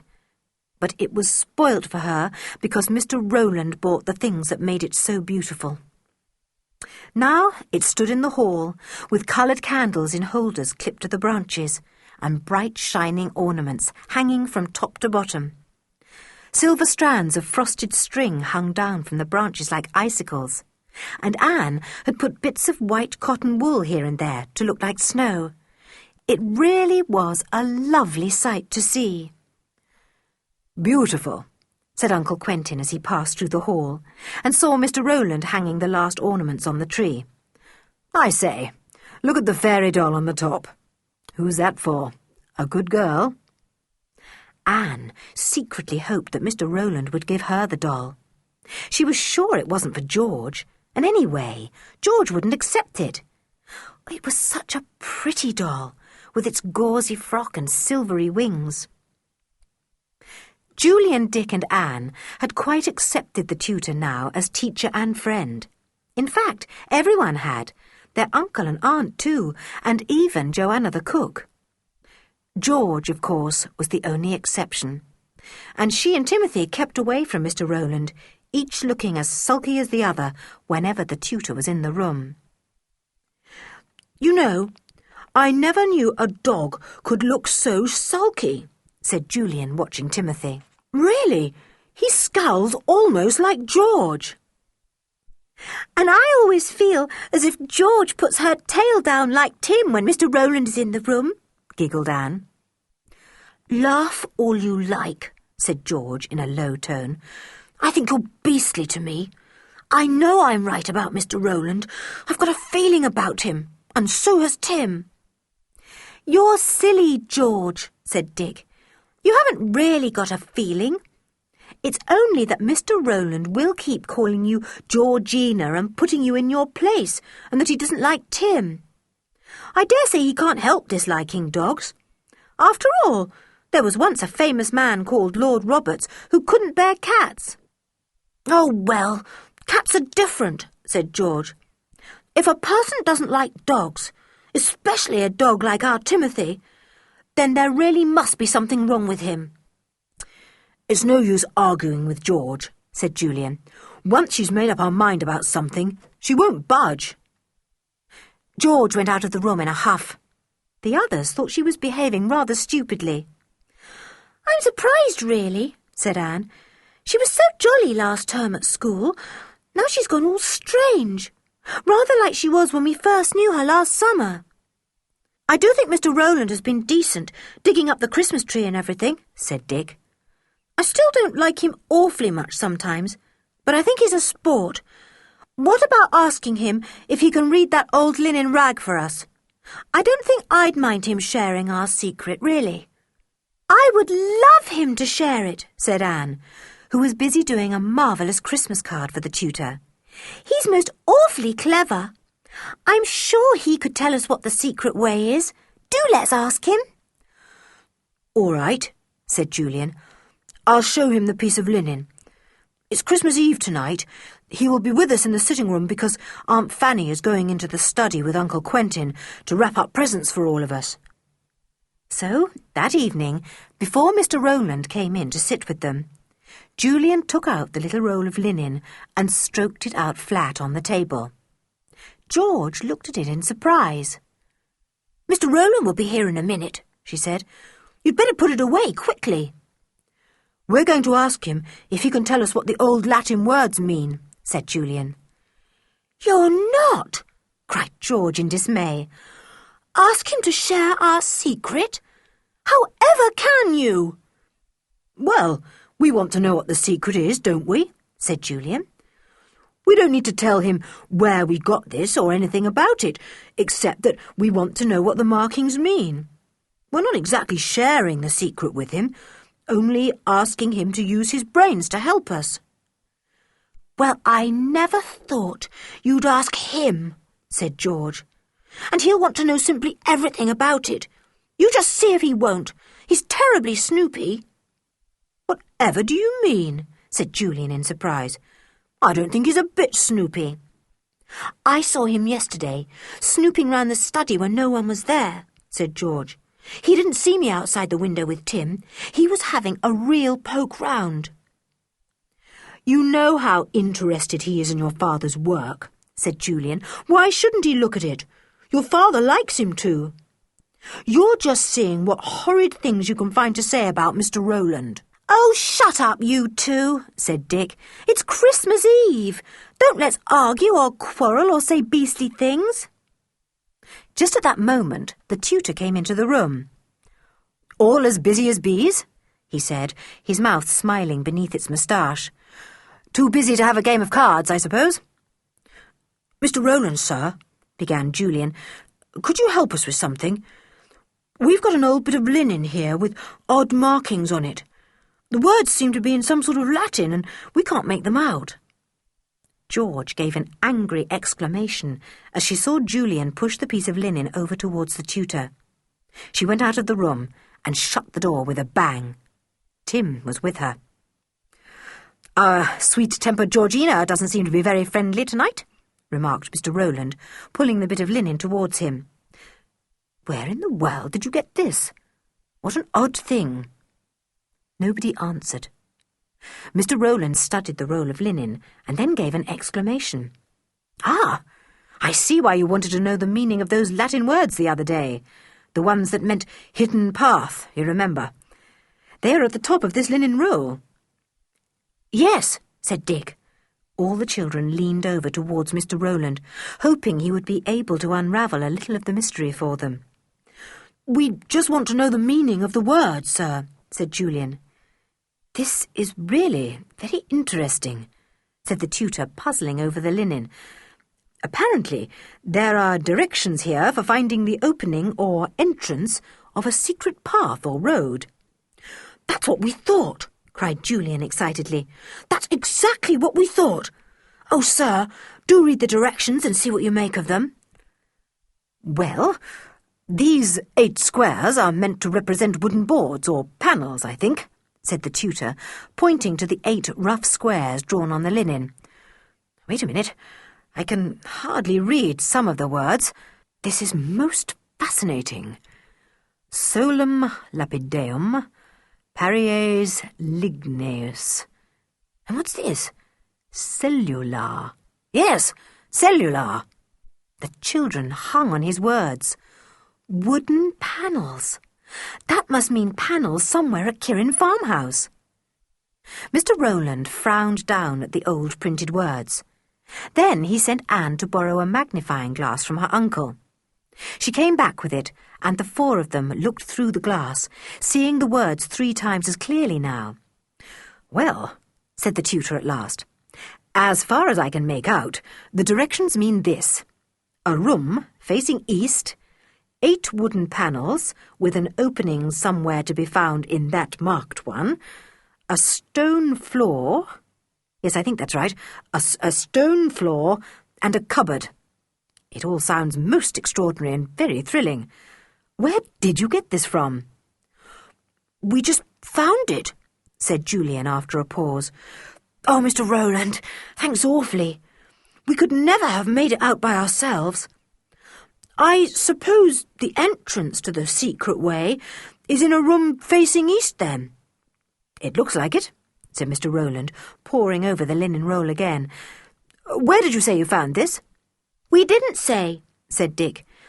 "It's a secret, really, you see." "I think you might tell me," said the tutor, looking at Dick with his brilliant blue eyes. "I can be trusted with secrets. You've no idea how many strange secrets I know." "Well," said Julian, "I don't really see why you shouldn't know where we found this, Mr. Rowland. We found it at Kirrin farmhouse in an old tobacco pouch. I suppose the secret way begins somewhere there. I wonder where and wherever it can lead to."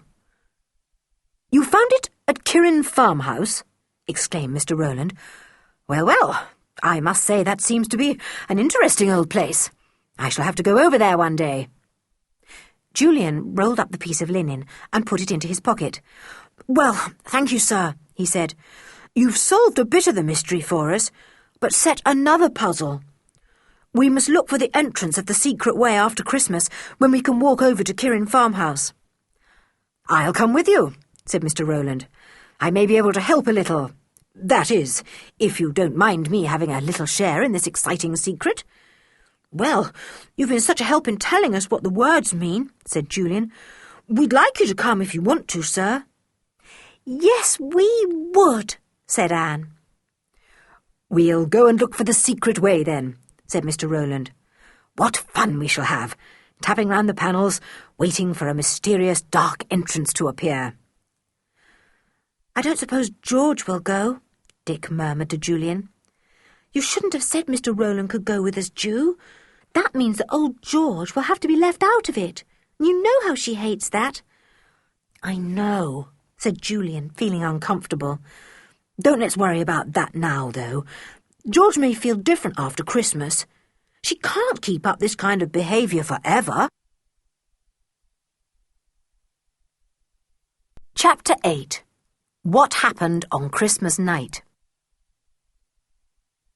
It was great fun on Christmas morning. The children awoke early and tumbled out of bed to look at the presents that were stacked on chairs nearby. Squeals and yells of delight came from everyone. "Oh, a railway station! Just what I wanted! Who gave me this marvellous station?" "A new doll with eyes that shut! I shall call her Betsy May. She looks just like a Betsy May." "I say, what a whopping great book, all about aeroplanes. From Aunt Fanny. How decent of her." "Timothy, look what Julian has given you. A collar with big brass studs all round. You will be grand. Go and lick him to say thank you." "Who's this from? I say, who gave me this? Where's the label? Oh, from Mr. Rowland. How decent of him. Look, Julian, a pocket knife with 3 blades. So the cries and exclamations went on, and the 4 excited children and the equally excited dog spent a glorious hour before a late Christmas breakfast, opening all kinds and shapes of parcels. The bedrooms were in a fine mess when the children had finished. "Who gave you that book about dogs, George?" asked Julian, seeing rather a nice dog book lying on George's pile. "Mr. Rowland," said George rather shortly. Julian wondered if George was going to accept it. He rather thought she wouldn't. But the little girl, defiant and obstinate as she was, had made up her mind not to spoil Christmas Day by being difficult. So When the others thanked the tutor for their things, she too added her thanks, though in rather a stiff little voice. George had not given the tutor anything, but the others had, and Mr. Rowland thanked them all very heartily, appearing to be very pleased indeed. He told Anne that her Christmas card was the nicest he had ever had, and she beamed at him with joy. "Well, I must say it's nice to be here for Christmas," said Mr. Rowland, when he and the others were sitting round a loaded Christmas table at the midday dinner. "Shall I carve for you, Mr. Quentin? I'm good at that." Uncle Quentin handed him the carving knife and fork gladly. "It's nice to have you here," he said warmly. "I must say you've settled in well. I'm sure we all feel as if we've known you for ages." It really was a jolly Christmas day. There were no lessons, of course, and there were to be none the next day either. The children gave themselves up to the enjoyment of eating a great deal, sucking sweets, and looking forward to the lighting of the Christmas tree. It looked beautiful when the candles were lighted. They twinkled in the darkness of the hall, and the bright ornaments shone and glowed. Tim sat and looked at it, quite entranced. "He likes it as much as we do," said George. And indeed, Tim had enjoyed the day just as much as any of them. They were all tired out when they went to bed. "I shan't be long before I'm asleep," yawned Anne. "Oh, George, it's been fun, hasn't it? I did like the Christmas tree." "Yes, it's been lovely," said George, jumping into bed. "Here comes Mother to say good night. Basket, Tim, basket." Tim leapt into his basket by the window. He was always there when George's mother came in to say good night to the girls. But as soon as she had gone downstairs, the dog took a flying leap and landed on George's bed. There he slept, his head curled round her feet. "Don't you think Tim ought to sleep downstairs tonight?" said George's mother. "Joanna says he ate such an enormous meal in the kitchen that she is sure he will be sick." "Oh, no, Mother," said George at once. "Make Tim sleep downstairs on Christmas night. Whatever would he think?" "Oh, very well," said her mother with a laugh. "I might have known it was useless to suggest it. Now, to sleep quickly, Anne and George.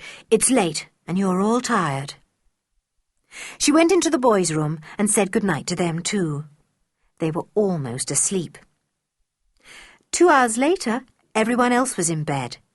The house was still and dark. George and Anne slept peacefully in their small beds. Timothy slept too, lying heavily on George's feet. Suddenly, George awoke with a jump. Tim was growling softly. He had raised his big shaggy head, and George knew that he was listening. "What is it, Tim?" she whispered. Anne did not wake. Tim went on growling softly. George sat up and put her hand on his collar to stop him. She knew that if he awoke her father, he would be cross. Timothy stopped growling, now that he had roused George. The girls sat and wondered what to do. It wasn't any good waking Anne. The little girl would be frightened. Why was Tim growling? He never did that at night. "Perhaps I'd better go and see if everything is all right," thought George. She was quite fearless, and the thought of creeping through the still dark house did not disturb her at all. Besides, she had Tim. Who could be afraid with Tim beside them? She slipped on her dressing gown. Perhaps a log has fallen out of one of the fireplaces, and a rug is burning, she thought, sniffing as she went down the stairs. It would be just like Tim to smell it and warn us. With her hand on Tim's head to warn him to be quite quiet, George crept softly through the hall to the sitting room. The fire was quite all right there, just a red glow. In the kitchen, all was peace too. Tim's feet made a noise there as his claws rattled against the linoleum. A slight sound came from the other side of the house. Tim growled quite loudly, and the hairs on the back of his neck rose up. George stood still. Could it possibly be burglars? Suddenly, Timothy shook himself free from her fingers and leapt across the hall, down a passage, and into the study beyond. There was the sound of an exclamation and a noise as if someone was falling over. "It is a burglar," said George, and she ran to the study. She saw a torch shining on the floor, dropped by someone who was even now struggling with Tim. George switched on the light and then looked with the greatest astonishment into the study. Mr. Rowland was there in his dressing gown, rolling on the floor, trying to get away from Timothy, who, although not biting him, was holding him firmly by his dressing gown. "Oh, it's you, George. Call your beastly dog off," said Mr. Rowland in a low and angry voice. "Do you want to rouse all the household?" "Why are you creeping about with a torch?" demanded George. "I heard a noise down here and came to see what it was," said Mr. Rowland, sitting up and trying to fend off the angry dog. "For goodness sake, call your beast off!" "Why didn't you put on the light?" asked George, not attempting to take Tim away. She was very much enjoying the sight of an angry and frightened Mr. Rowland. "I couldn't find it," said the tutor. "It's on the wrong side of the door, as you see." This was true. The switch was an awkward one to find if you didn't know it. Mr. Rowland tried to push Tim away again, and the dog suddenly barked. "Well, he'll wake everyone," said the tutor angrily. "I didn't want to rouse the house. I thought I could find out for myself if there was anyone about. A burglar, perhaps. Here comes your father." George's father appeared, carrying a large poker. He stood still in astonishment when he saw Mr. Rowland on the ground and Timothy standing over him. "What's all this?" he exclaimed. Mr. Rowland tried to get up, but Tim would not let him. George's father called to him sternly, "Tim, come here, sir." Timothy glanced at George to see if his mistress agreed with her father's command. She said nothing. So Timothy took no notice of the order and merely made a snap at Mr. Rowland's ankles. "That dog's mad," said Mr. Rowland from the floor. "He's already bitten me once before, and now he's trying to do it again." "Tim, will you come here, sir?" shouted George's father. "George, that dog is really disobedient. Call him off at once." "Come here, Tim," said George in a low voice. The dog at once came to her, standing by her side with the hairs on his neck still rising up stiffly. He growled softly as if to say, "Be careful, Mr. Rowland. Be careful." The tutor got up. He was very angry indeed. He spoke to George's father. "I heard some sort of noise and came down with my torch to see what it was," he said. "I thought it came from your study. And knowing you kept your valuable books and instruments here, I wondered if some thief was about. I had just got down and into the room when that dog appeared from somewhere and got me down on the ground. George came along too and would not call him off." "I can't understand your behaviour, George. I really can't," said her father angrily. "I hope you're not going to behave stupidly, as you used to behave before your cousins came last summer. And what is this I hear about Tim biting Mr. Rowland before?" "George had him under the table during lessons," said Mr. Rowland. "I didn't know that, and when I stretched out my legs they touched Tim, and he bit me. I didn't tell you before, sir, because I didn't want to trouble you. Both George and the dog have tried to annoy me ever since I have been here." "Well, Tim must go outside and live in the kennel," said George's father. "I won't have him in the house. It will be a punishment for him, and a punishment for you too, George. I will not have this kind of behaviour. Mr. Rowland has been extremely kind to you all." "I won't let Tim live outside," said George furiously. "It's such cold weather, and it would simply break his heart." "Well, his heart must be broken then," said her father. "It will depend entirely on your behaviour from now on, whether Tim is allowed in the house at all these holidays. I shall ask Mr. Rowland each day how you have behaved. If you have a bad report, then Tim stays outside. Now you know. Go back to bed, but first apologise to Mr. Rowland. "I won't," said George, and choked by feelings of anger and dismay, she tore out of the room and up the stairs. The two men stared after her. "Let her be," said Mr. Rowland. "She's a very difficult child, and has made up her mind not to like me, that's quite plain. But I shall be very glad to know that dog isn't in the house. I'm not at all certain that Georgina wouldn't set him on me if she could."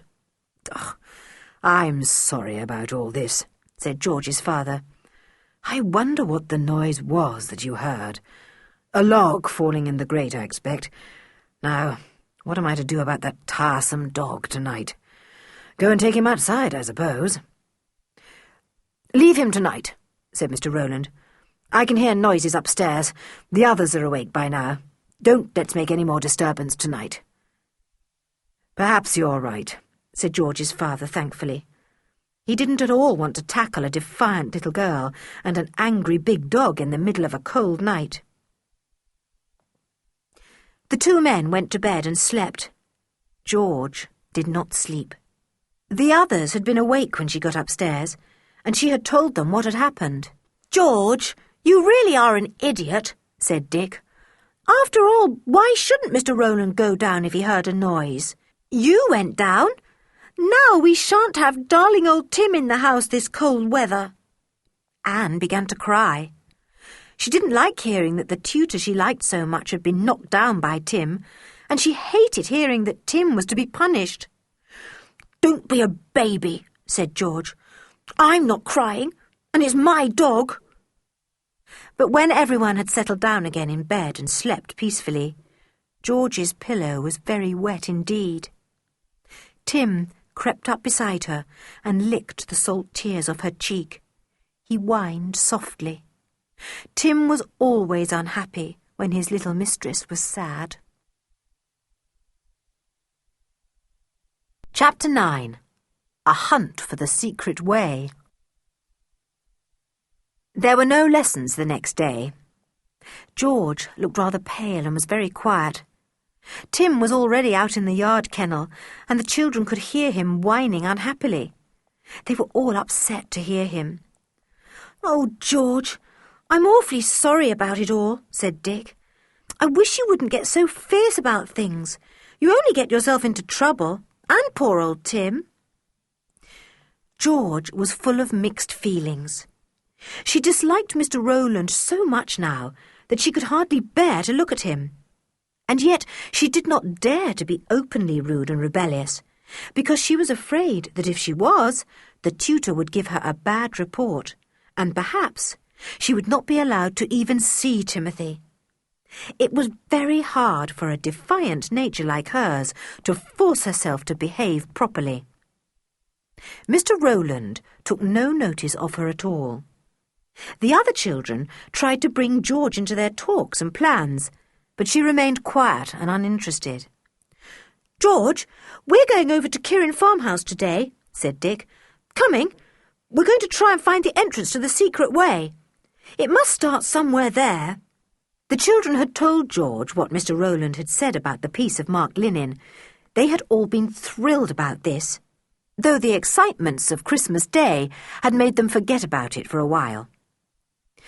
"Yes, of course I'll come," said George, looking more cheerful. "Timothy can come too. He wants a walk." But when the little girl found that Mr. Rowland was also going, she changed her mind at once. Not for anything would she go with the tutor. No, she would go for a walk alone with Timothy. "But, George, think of the excitement we'll have trying to find the secret way," said Julian, taking hold of her arm. George wrenched it away. "I'm not going if Mr. Rowland is," she said obstinately, and the others knew that it was no good trying to coax her. "I shall go alone with Tim," said George. "You go off together with your dear Mr. Rowland." She set out with Timothy, a lonely little figure going down the garden path. The others stared after her. This was horrid. George was being more and more left out, but what could they do about it? "Well, children, are you ready?" asked Mr. Rowland. "You start off by yourselves, will you? I'll meet you at the farmhouse later. I want to run down to the village first to get something." So the three children set off by themselves, wishing that George was with them. She was nowhere to be seen. Old Mr. and Mrs. Sanders were pleased to see the three children and sat them down in the big kitchen to eat ginger buns and drink hot milk. "Well, have you come to find a few more secret things?" asked Mrs. Sanders with a smile. "May we try?" asked Julian. "We're looking for a room that's facing east with a stone floor and panelling." "All the rooms downstairs have stone floors," said Mrs. Sanders. "You hunt all you like, my dears. You won't do any damage, I know. But don't go into the room upstairs with the cupboard that has a false back, will you? Or the one next to it. Those are the rooms the two artists have." "All right," said Julian, rather sorry that they were unable to fiddle about with the exciting cupboard again. "Are the artists here, Mrs. Sanders? I'd like to talk to them about pictures. I hope one day I'll be an artist too." "Dear me, is that so?" said Mrs. Sanders. "Well, well, it's always a marvel to me how people make any money at painting pictures." "It isn't making money that artists like so much as the painting of the pictures," said Julian, looking rather wise. That seemed to puzzle Mrs. Sanders even more. She shook her head and laughed. "Oh, they're peculiar folk," she said. "Ah, well, you go along and have a hunt for whatever it is you want to find. You can't talk to the two artists today, though, Master Julian. They're out." The children finished their buns and milk and then stood up, wondering where to begin their search. They must look for a room or rooms facing east. That would be the first thing to do. "Which side of the house faces east, Mrs. Sanders?" asked Julian. "Do you know?" "The kitchen faces due north," said Mrs. Sanders, "so east will be over there." She pointed to the left. "Thanks," said Julian. "Come on, everyone." The three children went out of the kitchen and turned to the left. There were 3 rooms there, a kind of scullery, not much used now, a tiny room used as a den by old Mr. Sanders, and a room that had once been a drawing room, but which was now cold and unused. "They've all got stone floors," said Julian. "So we'll have to hunt through all of the 3 rooms," said Anne. "No, we won't," said Julian. "We shan't have to look in this scullery for one thing." "Why not?" asked Anne.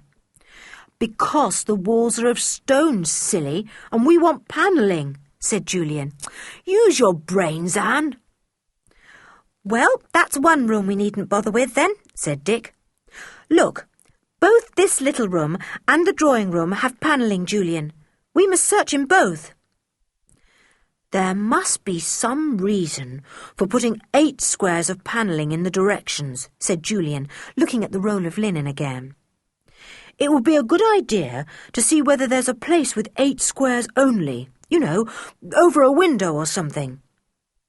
It was tremendously exciting to look round the 2 rooms. The children began with the smaller room. It was panelled all the way round in dark oak, but there was no place where only 8 panels showed. So the children went into the next room. The panelling there was different. It did not look so old and was not so dark. The squares were rather a different size, too. The children tried each panel, tapping and pressing as they went, expecting at any moment to see one slide back, as the one in the hall had done. But they were disappointed. Nothing happened at all. They were still in the middle of trying when they heard footsteps in the hall and voices. Somebody looked into the drawing room. It was a man, thin and tall, wearing glasses on his long nose. "Hello," he said. "Mrs. Sanders told me you were treasure hunting or something. How are you getting on?" "Not very well," said Julian politely. He looked at the man and saw behind him another one, younger, with rather screwed-up eyes and a big mouth. "I suppose you are the 2 artists?" he asked. "We are," said the first man, coming into the room. "Now, just exactly what are you looking for?" Julian did not really want to tell him, but it was difficult not to. Well, we're just seeing if there's a sliding panel here, he said at last. There's one in the hall, you know. It's exciting to hunt round. Shall we help? Said the first artist, coming into the room. What are your names? Mine's Thomas, and my friend's name is Wilton. The children talked politely for a minute or two, not at all wanting the two men to help. If there was anything to be found, they wanted to find it. It would spoil everything if grown-ups solved the puzzle. Soon, everyone was tap-tap-tapping round the wooden panels. They were in the middle of this when a voice hailed them. "Hello! My word, we are all busy." The children turned and saw their tutor standing in the doorway, smiling at them. The two artists looked at him. Is this a friend of yours?" asked Mr. Thomas. Yes, he's our tutor, and he's very nice, said Anne, running to Mr. Rowland and putting her hand in his. "Perhaps you will introduce me, Anne," said Mr. Rowland, smiling at the little girl. Anne knew how to introduce people. She had often seen her mother doing it. "This is Mr. Rowland," she said to the two artists. Then she turned to Mr. Rowland. "This is Mr. Thomas," she said, waving her hand towards him. "And the other one is Mr. Wilton."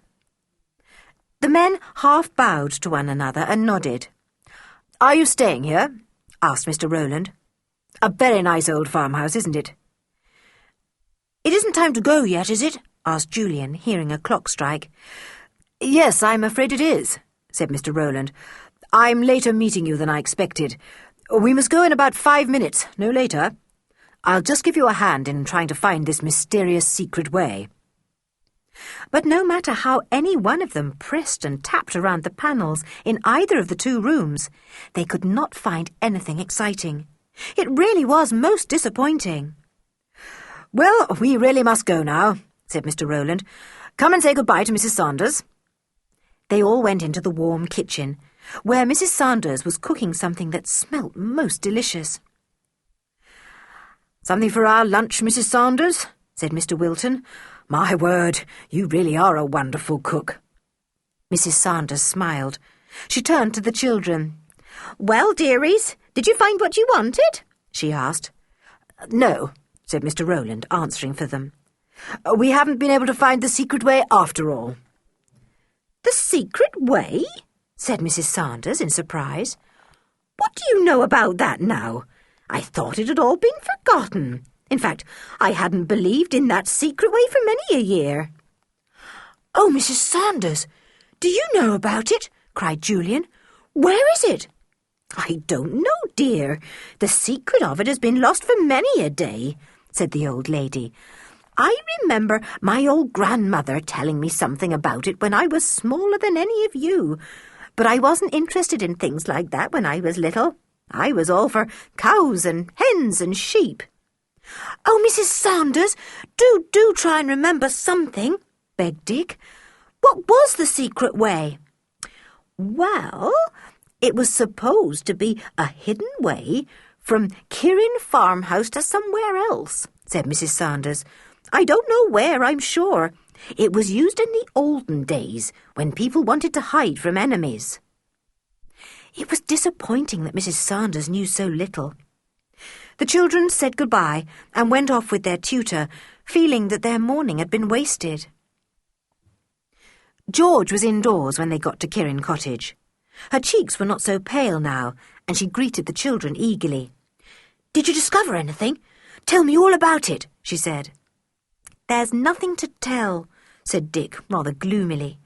"We found 3 rooms facing east, with stone floors, but only 2 of them had wooden panelling, so we hunted round those, tapping and punching, but there wasn't anything to be discovered at all." "We saw the 2 artists," said Anne. "One was tall and thin and had a long nose with glasses on. He was called Mr. Thomas. The other was younger, with little piggy eyes and an enormous mouth." "I met them out this morning," said George. "It must have been them. Mr. Rowland was with them, and they were all talking together. They didn't see me." "Oh, it couldn't have been the artists you saw," said Anne at once. "Mr. Rowland didn't know them. I had to introduce them. Well, I'm sure I heard Mr. Rowland call one of them Wilton, said George, puzzled. He must have known them. It couldn't have been the artists, said Anne again. They really didn't know Mr. Rowland. Mr. Thomas asked if he was a friend of ours. I'm sure I'm not mistaken, said George, looking obstinate. If Mr. Rowland said he didn't know the two artists, he was telling lies. Oh, you're always making out that he's doing something horrid, cried Anne indignantly. You just make up things about him. Shh, said Julian. Here he is. The door opened and the tutor came in. Well, he said, it was disappointing that we couldn't find the secret way, wasn't it? Anyway, we were rather foolish to hunt about that drawing room as we did. The panelling there wasn't really old. It must have been put in years after the other. Oh, well, there's no good looking there again, said Julian, disappointed. And I'm pretty sure there's nothing to be found in that other little room. We went all over it so thoroughly. Oh, isn't it disappointing? It is, said Mr. Rowland. Well, Julian, how did you like the two artists? I was pleased to meet them. They seemed nice fellows, and I shall like to know them. George looked at the tutor. Could he possibly be telling untruths in such a truthful voice? The little girl was very puzzled. She felt sure it was the artists she had seen him with. But why should he pretend he didn't know them? She must be mistaken. But all the same, she felt uncomfortable about it, and made up her mind to find out the truth, if she could. Chapter 10. A shock for George and Tim. Next morning there were lessons again, and no Timothy under the table. George felt very much inclined to refuse to work. But what would be the good of that? Grown-ups were so powerful and could dole out all kinds of punishments. She didn't care how much she was punished herself, but she couldn't bear to think that Timothy might have to share in the punishments too. So, pale and sullen, the little girl sat down at the table with the others. Anne was eager to join in the lessons. In fact, she was eager to do anything to please Mr. Rowland, because he had given her the fairy doll from the top of the Christmas tree. Anne thought it was the prettiest doll she had ever seen. George had scowled at the doll when Anne showed it to her. She didn't like dolls, and she certainly wasn't going to like one that Mr. Rowland had chosen and given to Anne. But Anne loved it, and had made up her mind to do lessons with the others and work as well as she could. George did as little as she could without getting into trouble. Mr. Rowland took no interest in her or in her work. He praised the others and took a lot of trouble to show Julian something he found difficult. The children heard Tim whining outside as they worked. This troubled them very much, for Timothy was such a companion and so dear to them all. They could not bear to think of him left out of everything, cold and miserable in the yard kennel. When the 10 minutes break came, and Mr. Rowland went out of the room for a few minutes, Julian spoke to George. "George, it's awful for us to hear poor old Tim whining out there in the cold, and I'm sure I heard him cough. Let me speak to Mr. Rowland about him. You must feel simply dreadful knowing that Tim is out there." "I thought I heard him cough too," said George, looking worried. "I hope he won't get a cold. He simply doesn't understand why I have to put him there. He thinks I'm terribly unkind." The little girl turned her head away, afraid that tears might come into her eyes. She always boasted that she never cried, but it was very difficult to keep the tears away when she thought of Timothy out there in the cold. Dick took her arm. "Listen, George, you just hate Mr. Rowland, and I suppose you can't help it. But we can none of us bear Timothy being out there all alone, and it looks like snow today, which would be awful for him. Could you be awfully, awfully good today and forget your dislike, so that when your father asks Mr. Rowland for your report, he can say you were very good And then we'll ask Mr. Rowland if he wouldn't let Timmy come back into the house. See?" Timothy coughed again out in the yard, and George's heart went cold. Suppose he got that awful illness called pneumonia, and she couldn't nurse him because he had to live in the kennel. She would die of unhappiness. She turned to Julian and Dick. "All right," she said, "I do hate Mr. Rowland, but I love Timothy more than I hate the tutor, so for Tim's sake I'll pretend to be good and sweet and hard-working. And then you can beg him to let Timothy come back." "Good girl," said Julian. "Now, here he comes, so do your best." To the tutor's enormous surprise, George gave him a smile when he came into the room. This was so unexpected that it puzzled him. He was even more puzzled to find that George worked harder than anyone for the rest of the morning, and she answered politely and cheerfully when he spoke to her. He gave her a word of praise. "Well done, Georgina. I can see you've got brains." "Thank you," said George, and gave him another wan smile, a very watery, poor affair compared with the happy smiles the others had been used to, but still it was a smile. At dinner-time, George looked after Mr. Rowland most politely, passed him the salt, offered him more bread, got up to fill his glass when it was empty. The others looked at her in admiration. George had plenty of pluck. She must be finding it very difficult to behave as if Mr. Rowland was a great friend when she really disliked him so much. Mr. Rowland seemed very pleased and appeared to be quite willing to respond to George's friendliness. He made a little joke with her and offered to lend her a book he had about a dog.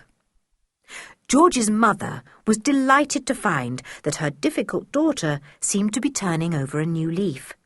Altogether, things were very much happier that day. "George, you go out of the room before your father comes in to ask Mr. Rowland about your behaviour tonight," said Julian. "Then, when the tutor gives you a splendid report, we will all ask if Timothy can come back. It will be easier if you are not there." "All right," said George. She was longing for this difficult day to be over.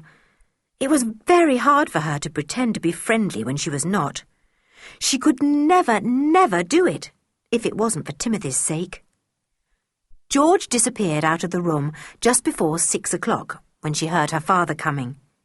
He walked into the room and nodded to Mr. Rowland. "Well, have your pupils worked well today?" he asked. "Very well indeed," said Mr. Rowland. "Julian has really mastered something he didn't understand today. Dick has done well in Latin. Anne has written out a French exercise without a single mistake." "And what about George?" asked Uncle Quentin. "I was coming to Georgina," said Mr. Rowland, looking round and seeing that she was gone. "She has worked better than anyone else today. I am really pleased with her.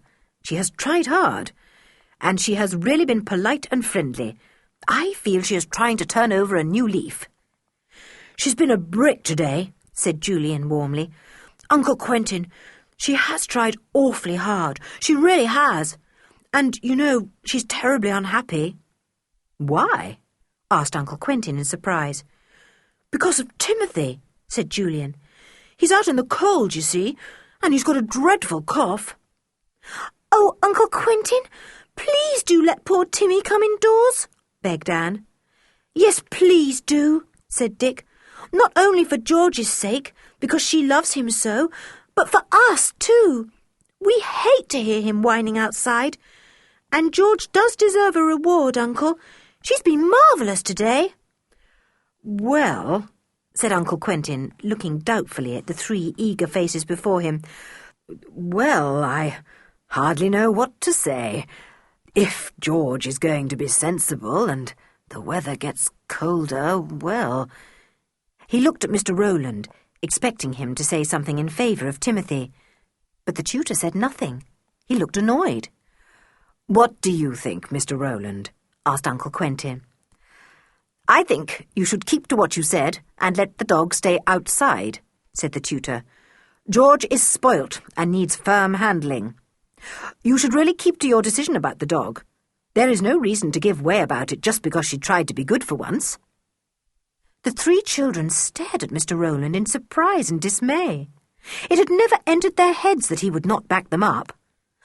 "Oh, Mr. Rowland, you are horrid," cried Anne. "Oh, do say you'll have Timothy back." The tutor did not look at Anne. He pursed up his mouth beneath its thick moustache and looked straight at Uncle Quentin. "Well," said Uncle Quentin, perhaps we had better see how George behaves for a whole week. After all, just one day isn't much." The children stared at him in disgust. They thought he was weak and unkind. Mr. Rowland nodded his head. "Yes," he said, "a week will be a better test. If Georgina behaves well for a whole week, we'll have another word about the dog. But at present, I feel it would be better to keep him outside." "Very well," said Uncle Quentin, and went out of the room. He paused to look back. "Come along into my study sometime," he said. "I've got a bit further with my formula. It's at a very interesting stage." The 3 children looked at one another, but said nothing. How mean of the tutor to stop Uncle Quentin from having Timothy indoors again. They all felt disappointed in him. The tutor saw their faces. "I'm sorry to disappoint you," he said, "but I think if you'd been bitten by Timothy once, and snapped at all over when he got you on the floor, you would not be very keen on having him in either." He went out of the room. The children wondered what to say to George. She came in a moment later, her face eager, but when she saw the gloomy looks of the other 3, she stopped short. "Isn't Tim to come in?" she asked quickly. "What's happened? Tell me." They told her. The little girl's face grew dark and angry when she heard how the tutor had put his foot down about Timothy, even when her father had himself suggested that the dog might come indoors. "Oh, what a beast he is!" she cried. "How I do hate him! I'll pay him back for this. I will! She rushed out of the room. They heard her fumbling in the hall, and then the front door banged. "She's gone out into the dark," said Julian. "I bet she's gone to Timmy. Poor old George. Now she'll be worse than ever." That night, George could not sleep. She lay and tossed in her bed, listening for Timothy. She heard him cough. She heard him whine. He was cold. She knew he was. She had put plenty of fresh straw into his kennel, and had turned it away from the cold north wind, but he must feel the bitter night terribly after sleeping for so long on her bed. Timothy gave such a hollow cough that George could bear it no longer. She simply must get up and go down to him. "I shall bring him into the house for a little while and rub his chest with some of that stuff Mother uses for herself when she's got a cold on her chest," thought the girl. "Perhaps that will do him good." She quickly put a few clothes on and crept downstairs. The whole house was quiet. She slipped out into the yard and undid Tim's chain. He was delighted to see her and licked her hands and face lovingly. "Come along into the warm for a little while," whispered the little girl. "I'll rub your poor chest with some oil I've got." Timmy pattered behind her into the house. She took him into the kitchen, but the fire was out and the room was cold. George went to look at the other rooms. There was quite a nice fire still in her father's study. She and Tim went in there. She did not put on the light because the firelight was fairly bright. She had with her the little bottle of oil from the bathroom cupboard. She put it down by the fire to warm. Then she rubbed the dog's hairy chest with the oil, hoping it would do him good. "Don't cough now if you can help it, Tim," she whispered. "If you do, someone may hear you. Lie down here by the fire, darling, and get nice and warm. Your cold will soon be better." Timothy lay down on the rug. He was glad to be out of his kennel and with his beloved mistress. He put his head on her knee. She stroked him and whispered to him. The firelight glinted on the curious instruments and glass tubes that stood around on shelves in her father's study. A log shifted a little in the fire and settled lower, sending up a cloud of sparks. It was warm and peaceful there. The little girl almost fell asleep. The big dog closed his eyes too and rested peacefully, happy and warm. George settled down with her head on his neck. She awoke to hear the study clock striking 6. The room was cold now, and she shivered. Goodness, 6 o'clock! Joanna the cook would soon be awake. She must not find Timmy and George in the study. "Tim, darling, wake up. We must put you back into your kennel," whispered George. "I'm sure your cold is better, because you haven't coughed once since you've been indoors. Get up and don't make a noise. Shh." Tim stood up and shook himself. He licked George's hand. He understood perfectly that he must be quite quiet. The two of them slipped out of the study, went into the hall and out of the front door. In a minute or two, Timothy was on the chain and in his kennel, cuddled down among the straw. George wished she could cuddle there with him. She gave him a pat and slipped back indoors again. She went up to bed, sleepy and cold. She forgot that she was partly dressed and got into bed just as she was. She was asleep in a moment. In the morning, Anne was most amazed to find that George had on vest, knickers, jeans and jersey when she got out of bed to dress. "Look," she said, "you're half-dressed. But I saw you undressing last night." "Be quiet," said George. "I went down and let Tim in last night. We sat in front of the study fire and I rubbed him with oil. Now, don't you dare say a word to anyone. Promise?" Anne promised, and she faithfully kept her word. Well, well, to think that George dared to roam about like that all night. What an extraordinary girl she was. Chapter 11. Stolen Papers. "George, don't behave fiercely today, will you?" said Julian after breakfast. "It won't do you or Timothy any good at all." "Do you suppose I'm going to behave well when I know perfectly well that Mr. Rowland will never let me have Tim indoors all these holidays?" said George. "Well, they said a week," said Dick. "Can't you try for a week?" "No. At the end of a week, Mr. Rowland will say I must try for another week," said George. "He's got a real dislike for poor Tim, and for me too. I'm not surprised at that, because I know that when I try to be horrid, I really am horrid. But he shouldn't hate poor Timmy." "Oh, George, you'll spoil the whole holes if you're silly and keep getting into trouble," said Anne. "Well, I'll spoil them then," said George, the sulky look coming back on her face. "I don't see why you have to spoil them for us as well as for yourself," said Julian. "They don't need to be spoilt for you," said George. "You can have all the fun you want. Go for walks with your dear Mr. Rowland, play games with him in the evening, and laugh and talk as much as you like. You don't need to take any notice of me." "You are a funny girl, George," said Julian with a sigh. "We like you, and we hate you to be unhappy. So how can we have fun if we know you're miserable? And Timmy, too." "Don't worry about me," said George, in rather a choky voice. "I'm going out to Tim. I'm not coming into lessons today." "George, but you must," said Dick and Julian together. "There's no must about it," said George. "I'm just not coming. I won't work with Mr. Rowland till he says I can have Timothy indoors again." "But you know you can't do things like that. You'll be told off or something," said Dick. "I shall run away if things get too bad," said George in a shaky voice. "I shall run away with Tim." She went out of the room and shut the door with a bang. The others stared after her. What could you do with a person like George?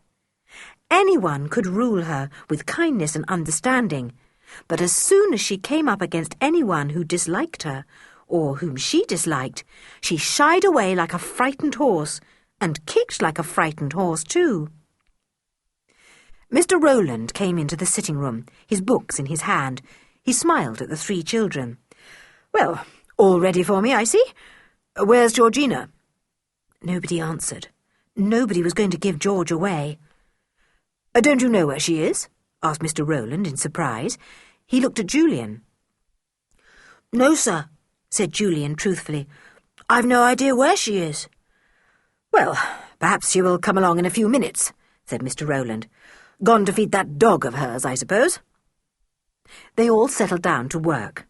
The time went on, and George did not come in. Mr. Rowland glanced at the clock and made an impatient clicking noise with his tongue. "Really, it's too bad of Georgina to be so late. Anne, go and see if you can find her." Anne went. She looked in the bedroom. There was no George there. She looked in the kitchen. Joanna was there making cakes. She gave the little girl a hot piece to eat. She had no idea where George was. Anne couldn't find her anywhere. She went back and told Mr. Rowland. He looked angry. "I shall have to report this to her father," he said. "I have never had to deal with such a rebellious child before. She seems to do everything she possibly can to get herself into trouble." Lessons went on. Break came, and still George did not appear. Julian slipped out and saw that the yard kennel was empty. So, George had gone out with Timmy. What a row she would get into when she got back! No sooner had the children settled down after break to do the rest of the morning's lessons than a big disturbance came. Uncle Quentin burst in, looking upset and worried. "Have any of you children been into my study?" he asked. "No, Uncle Quentin," they all answered. "You said we weren't to," said Julian. "Why? Has something been broken?" asked Mr. Rowland. "Yes. The test tubes I set yesterday for an experiment have been broken, and what is worse, 3 most important pages of my book have gone," said Uncle Quentin. "I can write them out again, but only after a great deal of work. I can't understand it. Are you sure, children, that none of you has been meddling with things in my study?" "Quite sure," they answered. Anne went very red. She suddenly remembered what George had told her. George said she had taken Timmy into Uncle Quentin's study last night and rubbed his chest with oil. But George couldn't possibly have broken the test tubes and taken pages from her father's book. Mr. Rowland noticed that Anne had gone red. "Do you know anything about this, Anne?" he asked. "No, Mr. Rowland," said Anne, blushing even redder and looking very uncomfortable indeed. "Where's George?" suddenly said Uncle Quentin. The children said nothing, and it was Mr. Rowland who answered. "We don't know. She didn't come to lessons this morning." "Didn't come to lessons? Why not?" demanded Uncle Quentin, beginning to frown. "She didn't say," said Mr. Rowland dryly. "I imagine she was upset because we were firm about Timothy last night, and this is her way of being defiant." "The naughty girl," said George's father angrily. "I don't know what's come over her lately. Fanny, come here. Did you know that George hasn't been into her lessons today?" Aunt Fanny came into the room. She looked very worried. She had a little bottle in her hand, and the children wondered what it was. "Didn't come into lessons?" repeated Aunt Fanny. "How extraordinary! Then where is she?" "I don't think you need to worry about her," said Mr. Rowland smoothly. "She's probably gone off with Timothy in a fit of temper. What is very much more important is the fact that your work appears to have been spoilt by someone. I only hope it is not George, who has been spiteful enough to get back at you for not allowing her to have her dog in the house." "Of course it wasn't George," cried Dick, angry that anyone should even think such a thing of his cousin. "George would never, never do a thing like that," said Julian. "No, she never would," said Anne, sticking up valiantly for her cousin, although a horrid doubt was in her mind. After all, George had been in the study last night. "Quentin, I am sure George would not even think of such a thing," said Aunt Fanny. You will find those pages somewhere, and as for the test tubes that were broken, well, perhaps the wind blew the curtain against them or something. When did you last see those pages?" "Last night," said Uncle Quentin. "I read them over again and checked my figures to make sure they were right. Those pages contain the very heart of my formula. If they got into anyone else's hands, they could use my secret. This is a terrible thing for me. I must know what has happened to them." "I found this in your study, Quentin," said Aunt Fanny, and she held up the little bottle she carried. "Did you put it there? It was in the fender." Uncle Quentin took the bottle and stared at it. "Camphorated oil," he said. "Of course I didn't take it there. Why should I?" "Well, who took it there, then?" asked Aunt Fanny, puzzled. "None of the children has a cold, and anyway, they wouldn't think of the camphorated oil and take it into the study to use. It's most extraordinary." Everyone was astonished. Why should a bottle of camphorated oil appear in the study fender? Only one person could think why. It suddenly came into Anne's mind in a flash. George had said she had taken Timmy into the study and rubbed him with oil.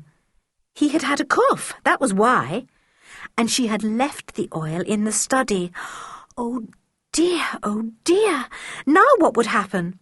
Oh, what a pity George had forgotten the oil. Anne went very red again as she looked at the oil. Mr. Rowland, whose eyes seemed very sharp this morning, looked hard at the little girl. "Anne, you know something about that oil," he said suddenly. "What do you know? Did you put it there?" "No," said Anne. "I haven't been into the study. I said I hadn't." "Do you know anything about the oil?" said Mr. Rowland again. "You do know something." Everyone stared at Anne. She stared back. This was simply dreadful. She could not give George away. She could not. George was in quite enough trouble as it was, without getting into any more. She pursed up her little mouth and did not answer. "Anne," said Mr. Rowland sternly, "answer when you are spoken to." Anne said nothing. The two boys stared at her, guessing that it was something to do with George. They did not know that George had brought Timothy in the night before. "Anne, dear," said her aunt gently, "tell us if you know something. It might help us to find out what has happened to Uncle Quentin's papers. It is very, very important." Still Anne said nothing. Her eyes filled with tears. Julian squeezed her arm. "Don't bother Anne," he said to the grown-ups. "If she thinks she can't tell you, she's got some very good reason." "I think she's shielding George," said Mr. Rowland. "Is that it, Anne?" Anne burst into tears. Julian put his arms round his little sister and spoke again to the three grown-ups. "Don't bother Anne. Can't you see she's upset?" "We'll let George speak for herself when she thinks she will come in," said Mr. Rowland. "I'm sure she knows how that bottle got there. And if she put it there herself, she must have been into the study.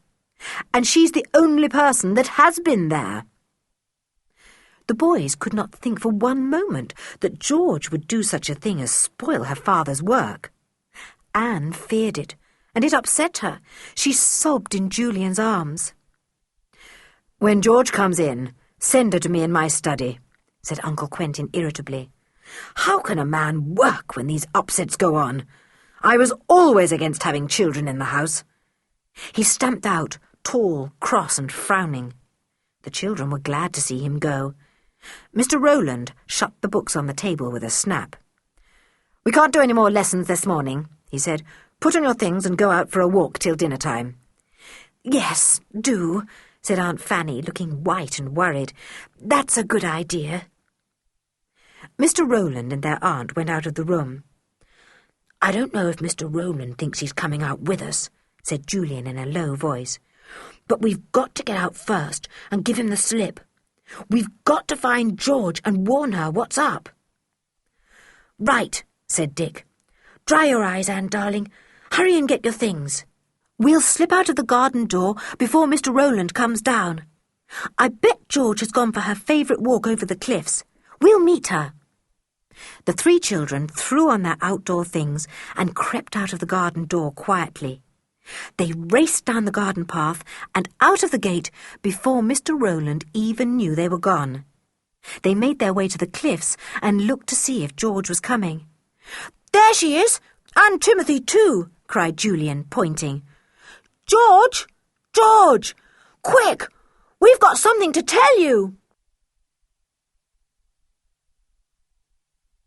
Chapter 12. George in Trouble. "What's the matter?" asked George as the 3 children tore up to her. "Has something happened?" "Yes, George. Someone has taken 3 most important pages out of your father's book," panted Julian, "and broken the test tubes he was making an experiment with. Mr. Rowland thinks you might have had something to do with it." "The beast!" said George, her blue eyes deepening with anger. "As if I'd do a thing like that! Why should he think it's me, anyway?" "Well, George, you left that bottle of oil in the study fender," said Anne. "I haven't told anyone at all what you told me happened last night, but somehow Mr. Rowland guessed you had something to do with the bottle of oil." "Didn't you tell the boys how I got Timmy indoors?" asked George. "Well, there's nothing much to tell, Julian.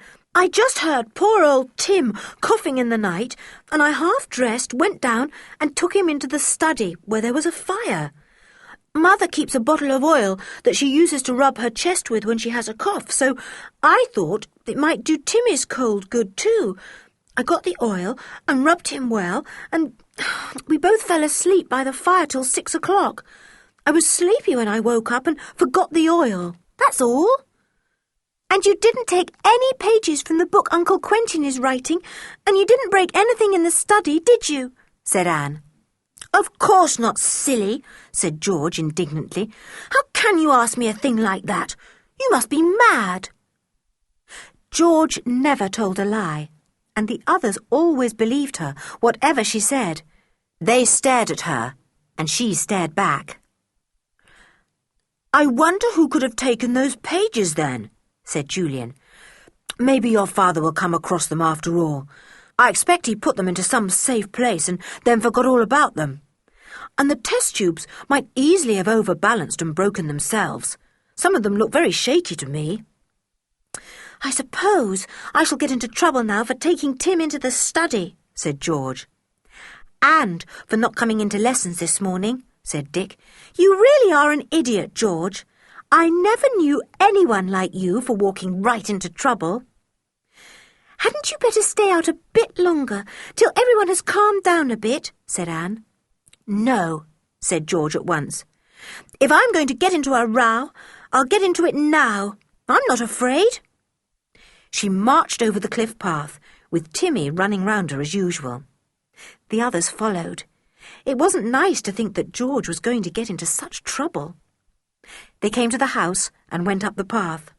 Mr. Rowland saw them from the window and opened the door. He glanced at George. "Your father wants to see you in the study," said the tutor. Then he turned to the others, looking annoyed. "Why did you go out without me? I meant to go with you." "Oh, did you, sir? I'm sorry," said Julian politely, not looking at Mr. Rowland. "We just went out on the cliff a little way." "Georgina, did you go into the study last night?" asked Mr. Rowland, watching George as she took off her hat and coat. "I'll answer my father's questions, not yours," said George. "What you want is a good telling off," said Mr. Rowland. "And if I were your father, I'd give it to you." "You're not my father," answered George. She went to the study door and opened it. There was no one there. "Father isn't here," said George. "He'll be there in a minute," said Mr. Rowland. "Go in and wait.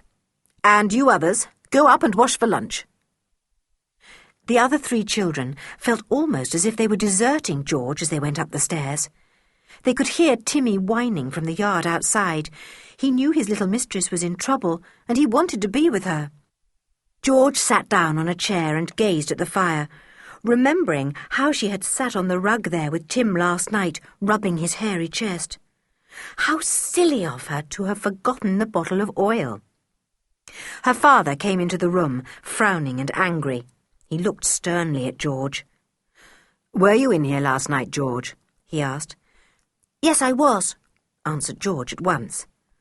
"What were you doing in here?" asked her father. "You know you children are forbidden to come into my study." "I know," said George, "but you see, Timmy had a dreadful cough and I couldn't bear it, so I crept down about 1 o'clock and let him in. This was the only room that was really warm, so I sat here and rubbed his chest with the oil Mother uses when she has a cold." "Rubbed the dog's chest with camphorated oil?" exclaimed her father in amazement. "What a mad thing to do! As if it would do him any good." "It didn't seem mad to me," said George. "It seemed sensible. And Timmy's cough is much better today. I'm sorry for coming into the study. I didn't touch a thing, of course." "George, something very serious has happened," said her father, looking gravely at her. "Some of my test tubes, with which I was doing an important experiment, have been broken, and, worse than that, 3 pages of my book have gone. Tell me on your honour that you know nothing of these things." "I know nothing of them," said George, looking her father straight in the eyes. Her own eyes shone very blue and clear as she gazed at him. He felt quite certain that George was speaking the truth. She could know nothing of the damage done. Then where were those pages? "George, last night, when I went to bed at 11 o'clock, everything was in order," he said. "I read over those 3 important pages and checked them once more myself. This morning, they are gone." "Then they must have been taken between 11 o'clock and 1 o'clock, said George. "I was here from that time until 6. "But who could have taken them?" said her father. "The window was fastened as far as I know, and nobody knows that those 3 pages were so important but myself. It is most extraordinary." "Mr. Rowland probably knew," said George slowly. "Don't be absurd," said her father. "Even if he did realise they were important, he would not have taken them. He's a very decent fellow. And that reminds me, why were you not at lessons this morning, George?" "I'm not going to do lessons any more with Mr. Rowland," said George. "I simply hate him."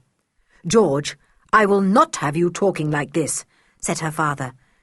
"Do you want me to say that you are to lose Tim altogether?" "No," said George, feeling shaky about the knees. "And I don't think it's fair to keep trying to force me to do things by threatening me with losing Timothy.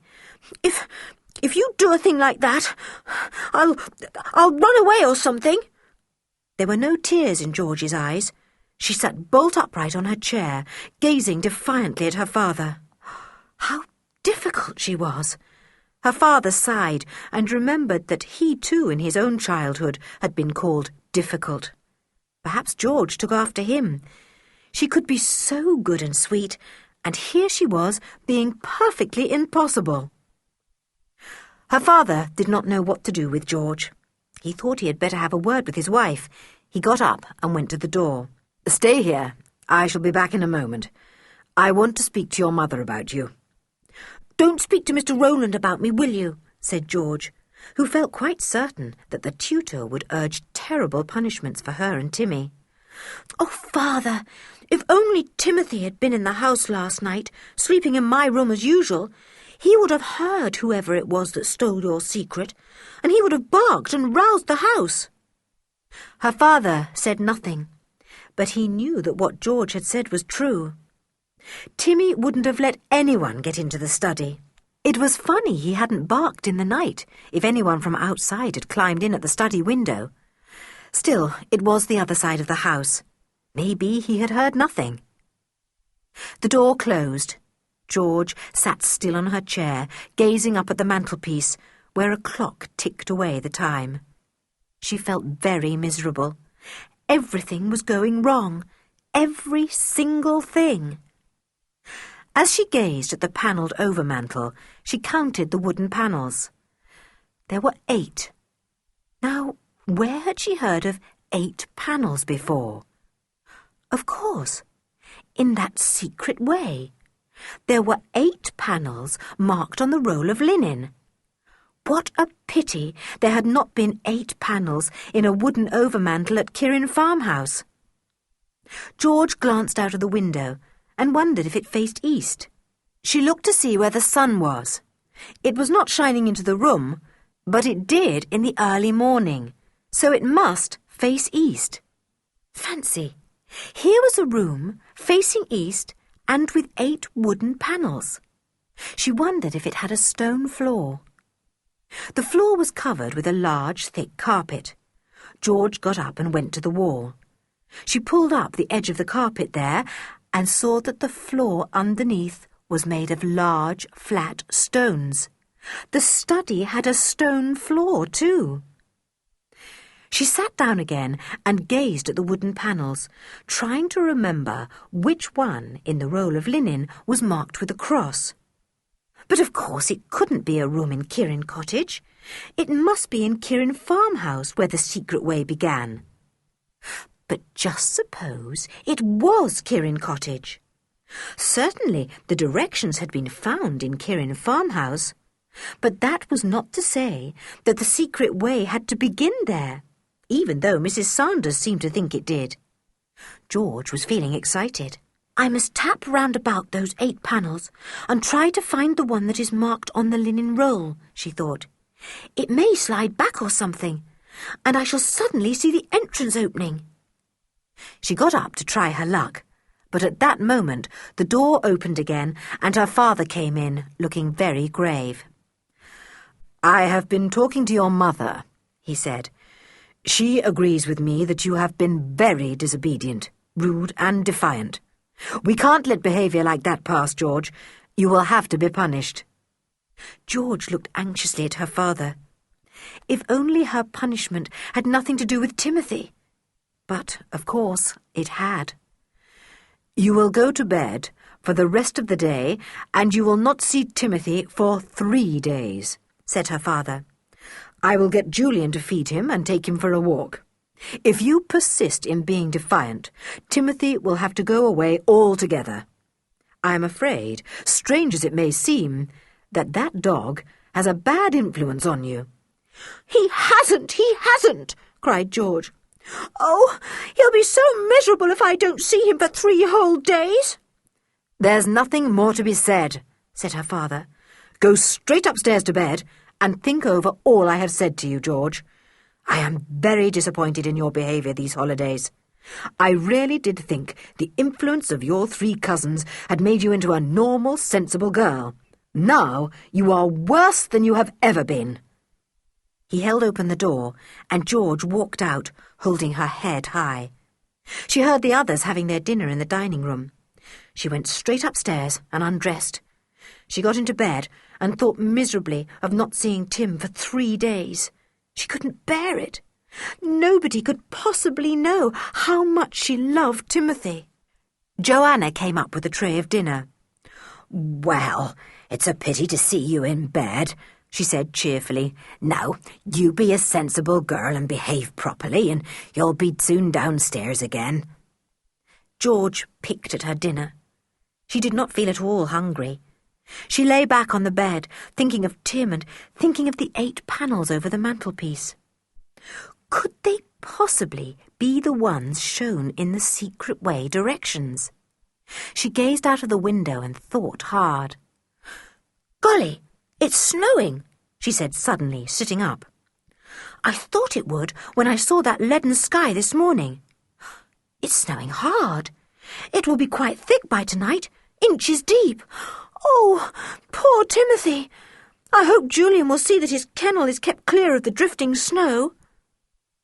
George had plenty of time to think as she lay in bed. Joanna came and took the tray away. No one else came to see her. George felt sure the other children had been forbidden to go up and speak to her. She felt lonely and left out. She thought of her father's lost pages. Could Mr. Rowland have taken them? After all, he was very interested in her father's work and seemed to understand it. The thief must have been someone who knew which were the important pages. Surely Timothy would have barked if a thief had come in from outside, even though the study was the other side of the house. Timmy had such sharp ears. I think it must have been someone inside the house, said George. None of us children, that's certain, and not Mother or Joanna. So that only leaves Mr. Rowland. And I did find him in the study that other night when Timmy woke me by growling. She sat up in bed suddenly. I believe Mr. Rowland had Timothy put out of the house because he wanted to go poking round the study again and was afraid Tim would bark, she thought. He was so very insistent that Tim should go out of doors, even when everyone else begged for me to have him indoors. I really do believe, that Mr. Rowland is the thief. The little girl felt very excited. Could it be that the tutor had stolen the pages and broken those important test tubes?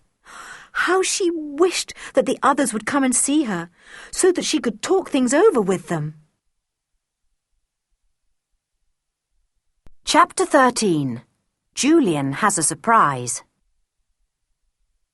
The 3 children downstairs felt very sorry for George. Uncle Quentin had forbidden them to go up and see her. A little time for thinking out things all alone may do George good, he said. Poor old George, said Julian. It's too bad, isn't it? I say, look at the snow. The snow was falling very thickly. Julian went to the window and looked out. I shall have to go and see that Timmy's kennel is all right, he said. We don't want the poor old fellow to be snowed up. I expect he's wondering what the snow is. Timothy was certainly very puzzled to see everywhere covered with soft white stuff. He sat in his kennel and stared out at the falling flakes, his big brown eyes following them as they fell to the ground. He was puzzled and unhappy. Why was he living out here by himself in the cold? Why didn't George come to him? Didn't she love him any more? The big dog was very miserable as George. He was delighted to see Julian. He jumped up at the boy and licked his face. Good old Tim, said Julian. Are you all right? Let me sweep away some of this snow and swing your kennel round a bit so that no flakes fly inside. There, that's better. No, we're not going for a walk, old thing. Not now. The boy patted the dog and fussed him a bit, then went indoors. The others met him at the sitting-room door. Julian, Mr. Rowland is going out for a walk by himself. Aunt Fanny is lying down and Uncle Quentin is in his study. Can't we go up and see George? We were forbidden to, said Julian doubtfully. I know, said Dick, but I don't mind risking it for the sake of making George feel a bit happier. It must be so awful for her, lying up there all alone, knowing she can't see Tim for days. Well, let me go up, as I'm the eldest, said Julian. You two stay down here in the sitting-room and talk. Then Uncle Quentin will think we're all here. I'll slip up and see George for a few minutes. All right, said Dick. Give her our love and tell her we'll look after Timmy. Julian slipped quietly up the stairs. He opened George's door and crept inside. He shut the door and saw George sitting up in bed, looking at him in delight. Shh, said Julian. I'm not supposed to be here. Oh, Julian, said George joyfully. How good of you to come. I was so lonely. Come this side of the bed, then if anyone comes in suddenly, you can duck down and hide. Julian went to the other side of the bed. George began to pour out to him all that she had been thinking of. I believe Mr. Rowland is the thief. I really do, she said. I'm not saying that because I hate him, Julian. Really, I'm not. After all, I did find him snooping round the study one afternoon, and again in the middle of the night. He may have got to hear of my father's work and come to see if he could steal it. It was just lucky for him that we needed a tutor. I'm sure he stole those pages, and I'm sure he wanted Timmy out of the house so that he could do his stealing without Tim hearing him and growling." "Oh, George, I don't think so," said Julian, who really could not approve of the idea of the tutor doing such a thing. "It all sounds so far-fetched and unbelievable." "Lots of unbelievable things happen," said George. "Lots! And this is one of them." "Well, if Mr. Rowland did steal the pages, they must be somewhere in the house," said Julian. "He hasn't been out all day. They must be somewhere in his bedroom." "Of course," said George, looking thrilled. "Oh, I wish he'd go out. Then I'd search his room." "George, you can't do things like that," said Julian, quite shocked. "You simply don't know what things I can do if I really want to," said George, setting her mouth in a firm line. "Oh, what's that noise?" There was the bang of a door. Julian went cautiously to the window and peeped out. The snow had stopped falling for a time, and Mr. Rowland had taken the chance of going out. "It's Mr. Rowland," said Julian. "Oh, I could search his room now, if you'll keep watch at the window and tell me if he comes back," said George, throwing back the bedclothes at once. "No, George, don't," said Julian. "Honestly and truly, it's awful to search somebody's room like that. And anyway, I dare say he's got the pages with him. He may even be going to give them to somebody." "I never thought of that," said George, and she looked at Julian with wide eyes. "Isn't that sickening? Of course he may be doing that. He knows those two artists at Kirrin Farmhouse, for instance. They may be in the plot too." "Oh, George, don't be silly," said Julian. "You are making a mountain out of a molehill, talking of plots and goodness knows what. Anyone would think we were in the middle of a big adventure." "Well, I think we are," said George unexpectedly, and she looked rather solemn. "I sort of feel it all round me. A big adventure." Julian stared at his cousin thoughtfully. Could there possibly be anything in what she said? "Julian, will you do something for me?" said George. "Of course," said the boy at once. "Go out and follow Mr. Rowland," said George. "Don't let him see you. There's a white mackintosh in the hall cupboard. Put it on, and you won't be easily seen against the snow. Follow him, and see if he meets anyone and gives them anything that looks like the pages of my father's book. You know those big pages he writes on. They're very large." "All right," said Julian. "But if I do, promise you won't go and search his room. You can't do things like that, George." "I can," said George, "but I won't if you'll just follow Mr. Rowland for me. I'm sure he's going to hand over what he has stolen to others who are in the plot. And I bet those others will be the two artists at Kirrin Farmhouse that he pretended not to know." "You'll find you're quite wrong," said Julian, going to the door. "I'm sure I shan't be able to follow Mr. Rowland anyway. He's been gone 5 minutes now." "Yes, you will, silly. He'll have left his footmarks in the snow," said George. "And, oh, Julian, I quite forgot to tell you something else exciting. Oh, dear, there isn't time now. I'll tell you when you come back. If you can come up again then. It's about the secret way."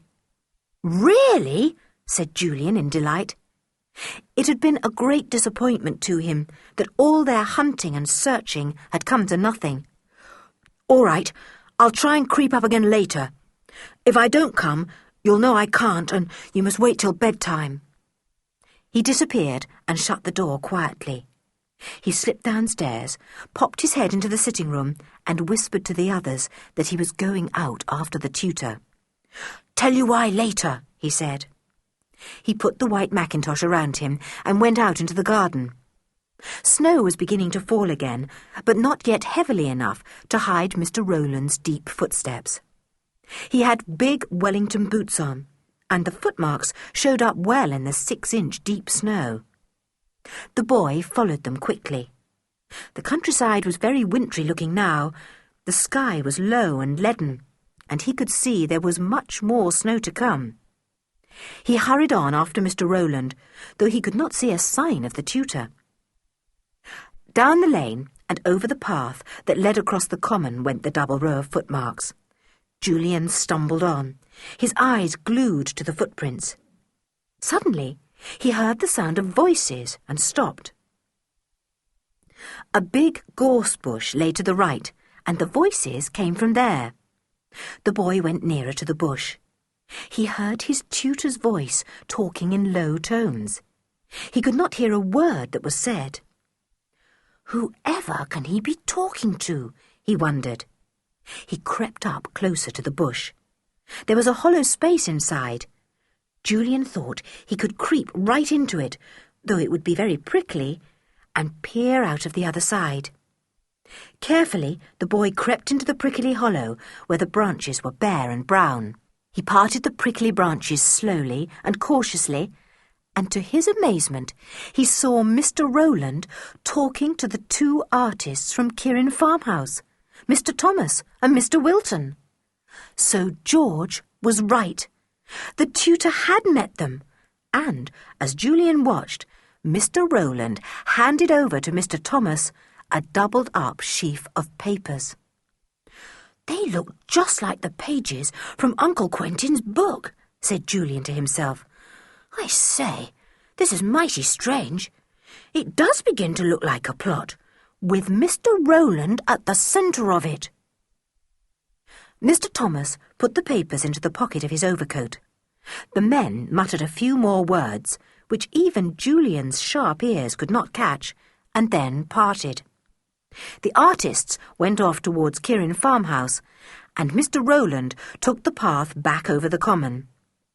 Julian crouched down in the hollow of the prickly gorse bush, hoping the tutor would not turn and see him. Luckily, he didn't. He went straight on and disappeared into the snow, which was now falling thickly. It was also beginning to get dark, and Julian, unable to see the path very clearly, hurried after Mr. Rowland, half afraid of being lost in the snowstorm. Mr. Rowland was not anxious to be out longer than he could help either. He almost ran back to Kirrin Cottage. He came to the gate at last, and Julian watched him go into the house. He gave him a little time to take off his things, and then, giving Timothy a pat as he went by, he went to the garden door. He took off his mackintosh, changed his boots, and slipped into the sitting-room before Mr. Rowland had come down from his bedroom. "What's happened?" asked Dick and Anne, seeing that Julian was in a great state of excitement. But he could not tell them, for just then Joanna came in to lay the tea. Much to Julian's disappointment, he could not say a word to the others all that evening, because one or other of the grown-ups was always in the room. Neither could he go up to see George. He could hardly wait to tell his news, but it was no good. He had to. "Is it still snowing, Aunt Fanny?" asked Anne. Her aunt went to the front door and looked out. The snow was piled high against the step. "Yes," she said when she came back, "it is snowing, fast and thickly. If it goes on like this, we shall be completely snowed up, as we were 2 winters ago. We couldn't get out of the house for 5 days then. The milkman couldn't get to us, nor the baker.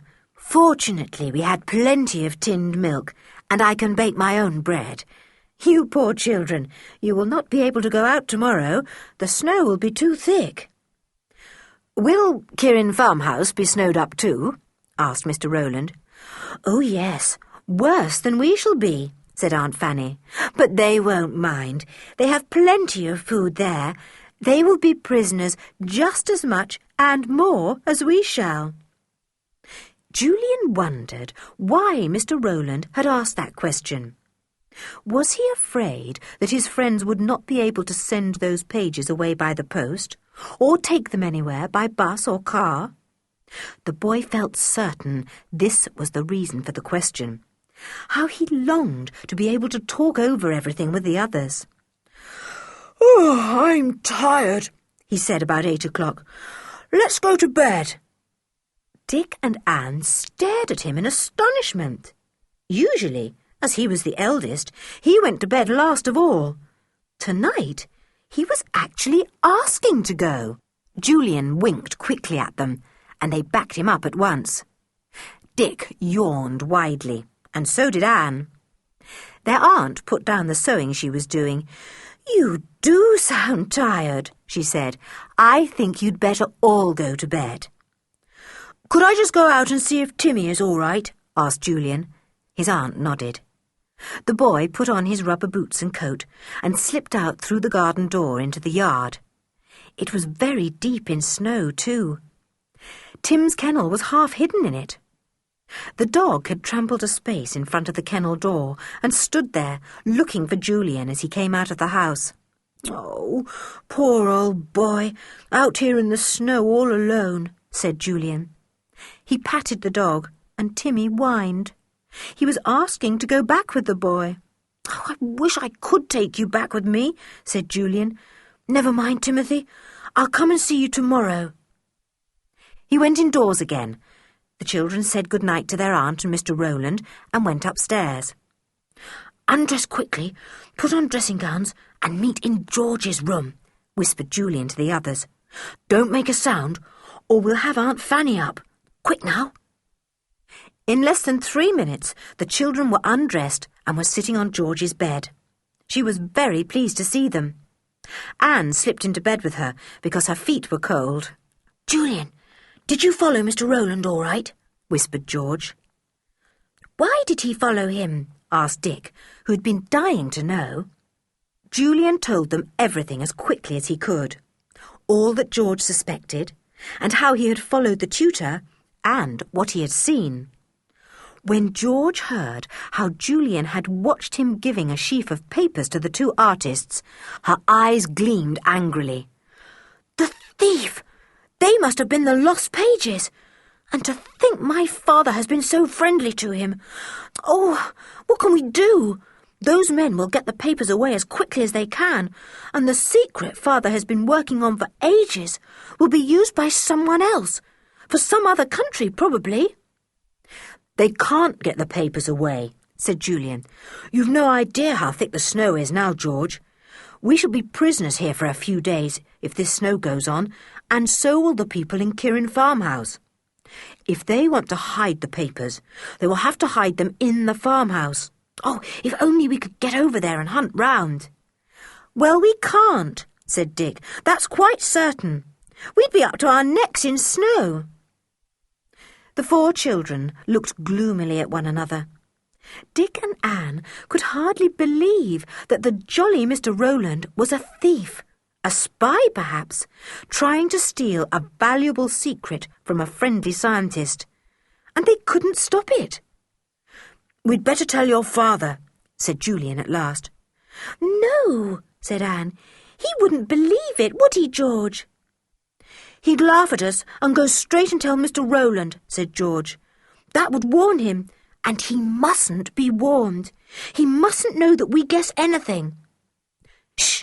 Aunt Fanny's coming," whispered Dick suddenly. The boys slipped out of the room and into bed. Anne hopped across to her own little bed. All was peace and quiet when the children's aunt came into the bedroom. She said good night and tucked them up. As soon as she had gone down, the 4 children met together again in George's room. "George, tell me now what you were going to say about the secret way," said Julian. "Oh, yes," said George. "Well, there may be nothing in my idea at all, but in the study downstairs there are 8 wooden panels over the mantelpiece, and the floor is of stone, and the room that faces east. A bit odd, isn't it? Just what the directions said." "Is there a cupboard there too?" asked Julian. "No, but there is everything else," said George. "And I was just wondering if by any chance the entrance to the secret way is in this house, not in the farmhouse. After all, they both belonged to my family at one time, you know. The people living in the farmhouse years ago must have known all about this cottage." "Golly, George, suppose the entrance was here," said Dick. "Wouldn't it be simply marvellous? Let's go straight down and look." "Don't be silly," said Julian. go down to the study when Uncle Quentin is there. I'd rather meet 20 lions than face Uncle, especially after what has happened. Well, we simply must find out if George's idea is right. We simply must, said Dick, forgetting to whisper. Shut up, you idiot, said Julian, giving him a punch. Do you want to bring the whole household up here? Sorry, said Dick, but, oh, golly, this is exciting. It's an adventure again. Just what I said, said George eagerly. Listen, shall we wait till midnight, then creep down to the study when everyone is asleep and try our luck? There may be nothing in my idea at all, but we'll have to find out now. I don't believe I could go to sleep till I've tried each one of those panels over the mantelpiece to see if something happens. Well, I know I can't sleep a wink either, said Dick. Listen, is that someone coming up? We'd better go. Come on, Julian. We'll meet in George's room at midnight and creep down and try out George's idea. The two boys went off to their own room. Neither of them could sleep a wink. Nor could George. She lay awake and went over and over in her mind all that had happened those holidays. It's like a jigsaw puzzle, she thought. I couldn't understand a lot of things at first, but now they are fitting together and making a picture. Anne was fast asleep. She had to be awakened at midnight. Come on, whispered Julian, shaking her. Don't you want to share in this adventure? Chapter 14. The Secret Way at Last. The four children crept downstairs through the dark and silent night. Nobody made a sound at all. They made their way to the study. George softly closed the door and then switched on the light. The children stared at the 8 panels over the mantelpiece. Yes, there were exactly 8, 4 in one row and 4 in the row above. Julian spread the linen roll out on the table and the children pored over it. The cross is in the middle of the second panel in the top row, said Julian in a low voice. I'll try pressing it. Watch, all of you. He went to the fireplace. The others followed him, their hearts beating fast with excitement. Julian stood on tiptoe and began to press hard in the middle of the second panel. Nothing happened. Press harder. Tap it, said Dick. I daren't make too much noise, said Julian, feeling all over the panel to see if there was any roughness that might tell of a hidden spring or lever. Suddenly, under his hands, the panel slid silently back, just as the one had done at Kirrin farmhouse in the hall.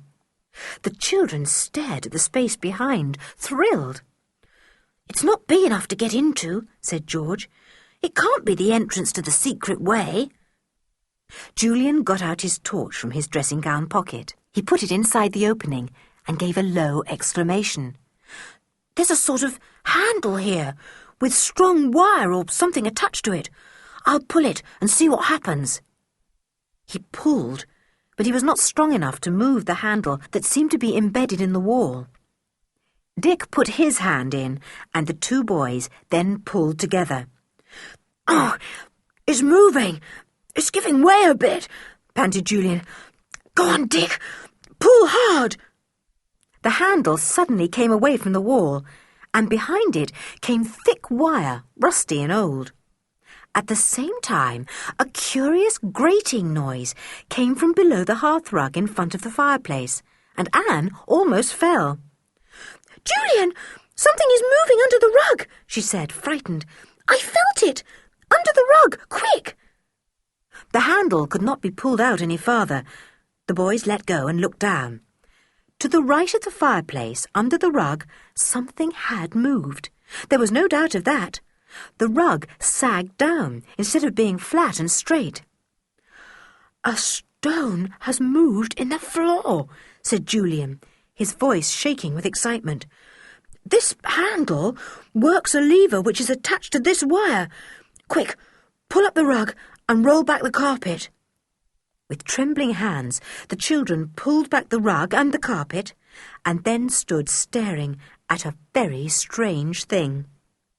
A big flat stone laid in the floor had slipped downwards, pulled in some manner by the wire attached to the handle hidden behind the panel. There was now a black space where the stone had been. "Look at that," said George in a thrilling whisper.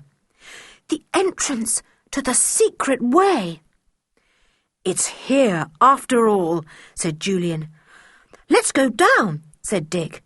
"No," said Anne, shivering at the thought of disappearing into the black hole. Julian flashed his torch into the black space.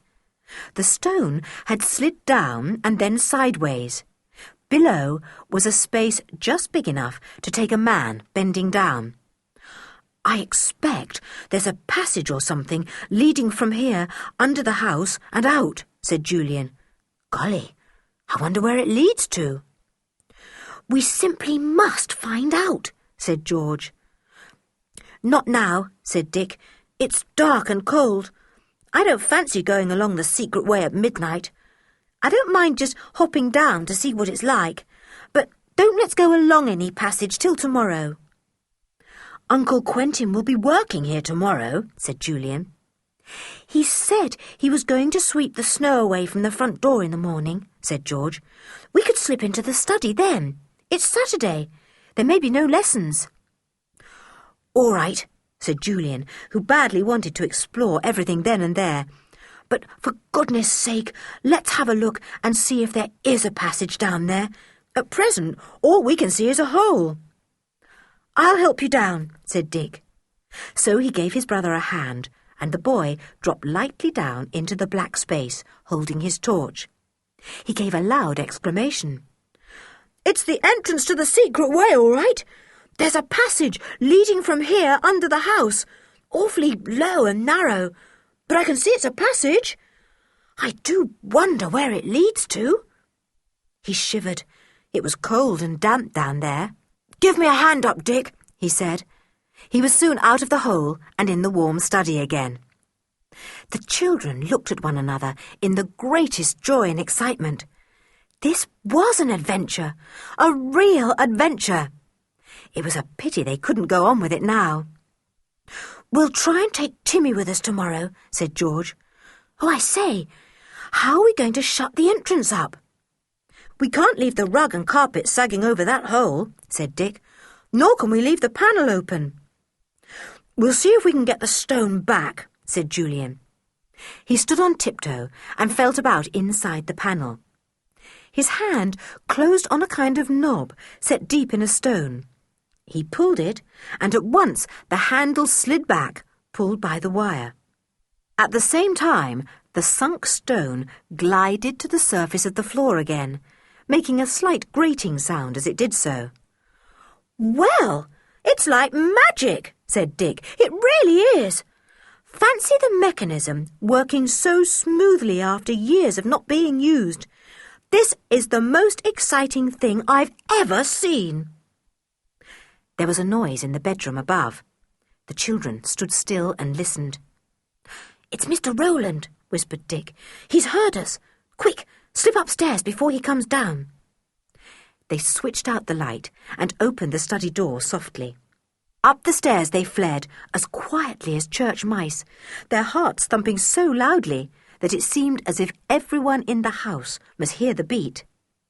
The girls got safely to their rooms, and Dick was able to slip into his, but Julian was seen by Mr. Rowland as he came out of his room with a torch. "What are you doing, Julian?" asked the tutor in surprise. "Did you hear a noise downstairs? I thought I did." "Yes, I heard quite a lot of noise downstairs," said Julian truthfully. "But perhaps it's snow falling off the roof, landing with a plop in the ground, sir. Do you think that's it?" "I don't know," said the tutor doubtfully. "We'll go down and see." They went down, but of course there was nothing to be seen. Julian was glad they had been able to shut the panel and make the stone come back to its proper place again. Mr. Rowland was the very last person he wanted to tell his secret to. They went upstairs, and Julian slipped into his room. "Is it all right?" whispered Dick. "Yes," said Julian. "Don't let's talk. Mr. Rowland's awake, and I don't want him to suspect anything." The boys fell asleep. When they awoke in the morning, there was a completely white world outside. Snow covered everything, and covered it deeply. Timothy's kennel could not be seen, but there were footmarks round about it. George gave a squeal when she saw how deep the snow was. "Oh, poor Timothy! I'm going to get him in. I don't care what anyone says. I won't let him be buried in the snow." She dressed and tore downstairs. She went out to the kennel, floundering knee-deep in the snow, but there was no Timmy there. A loud bark from the kitchen made her jump. Joanna the cook knocked on the kitchen window. "It's all right. I couldn't bear the dog out there in the snow, so I fetched him in, poor thing. Your mother says I can have him in the kitchen, but you're not to come and see him." "Oh, good! Timmy's in the warmth," said George gladly. She yelled to Joanna, "Thanks awfully. You are kind." She went indoors and told the others. They were very glad. "And I've got a bit of you," said Dick. "Mr. Rowland is in bed with a bad cold, so there are to be no lessons today. Cheers!" "Golly, that is good news," said George, cheering up tremendously. "Timmy in the warm kitchen, and Mr. Rowland kept in bed. I do feel pleased." "We shall be able to explore the secret way safely now," said Julian. "Aunt Fanny is going to do something in the kitchen this morning with Joanna, and Uncle is going to tackle the snow. I vote we say we'll do lessons by ourselves in the sitting room, and then, when everything is safe, we'll explore the secret way." "But why must we do lessons?" asked George in dismay. "Because if we don't, silly, we'll have to help your father dig away the snow," said Julian. So, to his uncle's surprise, Julian suggested that the 4 children should do lessons by themselves in the sitting room. "Well, I thought you'd like to come and help dig away the snow," said Uncle Quentin, "but perhaps you had better get on with your work." The children sat themselves down, as good as gold in the sitting room, their books before them. They heard Mr. Rowland coughing in his room. They heard their aunt go into the kitchen and talk to Joanna. They heard Timmy scratching at the kitchen door. Then paws pattering down the passage. Then a big, inquiring nose came round the door, and there was old Timmy, looking anxiously for his beloved mistress. "Timmy!" squealed George, and ran to him. She flung her arms round his neck and hugged him. "You act as if you hadn't seen Tim for a year," said Julian. "It seems like a year," said George. "I say, there's my father digging away like mad. Can't we go to the study now? We ought to be safe for a good while." They left the sitting room and went to the study. Julian was soon pulling the handle behind the secret panel. George had already turned back the rug and the carpet. The stone slid downward and sideways. The secret way was open. "Come on," said Julian. "Hurry." He jumped down into the hole. Dick followed, then Anne, then George. Julian pushed them all into the narrow, low passage. Then he looked up. Perhaps he had better pull the carpet and rug over the hole in case anyone came into the room and looked around. It took him a few seconds to do it. Then he bent down and joined the others in the passage. They were going to explore the secret way at last. Chapter 15. An exciting journey and hunt. Timothy had leapt down into the hole when George had jumped. He now ran ahead of the children, puzzled at their wanting to explore such a cold, dark place. Both Julian and Dick had torches, which threw broad beams before them. There was not much to be seen. The secret way under the old house was narrow and low, so that the children were forced to go in single file and to stoop almost double. It was a great relief to them when the passage became a little wider and the room a little higher. It was very tiring to stoop all the time. "Have you any idea where the secret way is going?" Dick asked Julian. "I mean, is it going towards the sea or away from it?" "Oh, not towards the sea," said Julian, who had a very good sense of direction. "As far as I can make out, the passage is going towards the common. Look at the walls. They are rather sandy in places, and we know that the common has sandy soil. I hope we shan't find that the passage has fallen in anywhere." They went on and on. The secret way was very straight, though occasionally it would round a rocky part in a curve. "Isn't it dark and cold?" said Anne, shivering. "I wish I'd put on a coat. How many miles have we come, Julian?" "Not even one, silly," said Julian. "Hullo, look here. The passage has fallen in a bit there." 2 bright torches shone in front of them, and the children saw that the sandy roof had fallen in. Julian kicked at the pile of sandy soil with his foot. "It's all right," he said. "We can force our way through easily. It isn't much of a fall, and it's mostly sand. I'll do a bit of kicking." After some trampling and kicking, the roof fall no longer blocked the way. There was now enough room for the children to climb over it, bending their heads low to avoid knocking them against the top of the passage. Julian shone his torch forward and saw that the way was clear. "The secret way is very wide just here," he said suddenly, and flashed his torch around to show the others. "It's been widened out to make a sort of little room," said George. "Look, there's a kind of bench at the back made out of the rock. I believe it's a resting place." George was right. It was very tiring to creep along the narrow passage for so long. The little wide place, with its rocky bench, made a very good resting place. The 4 tired children, cold but excited, huddled together on the funny seat and took a welcome rest. Timmy put his head on George's knee.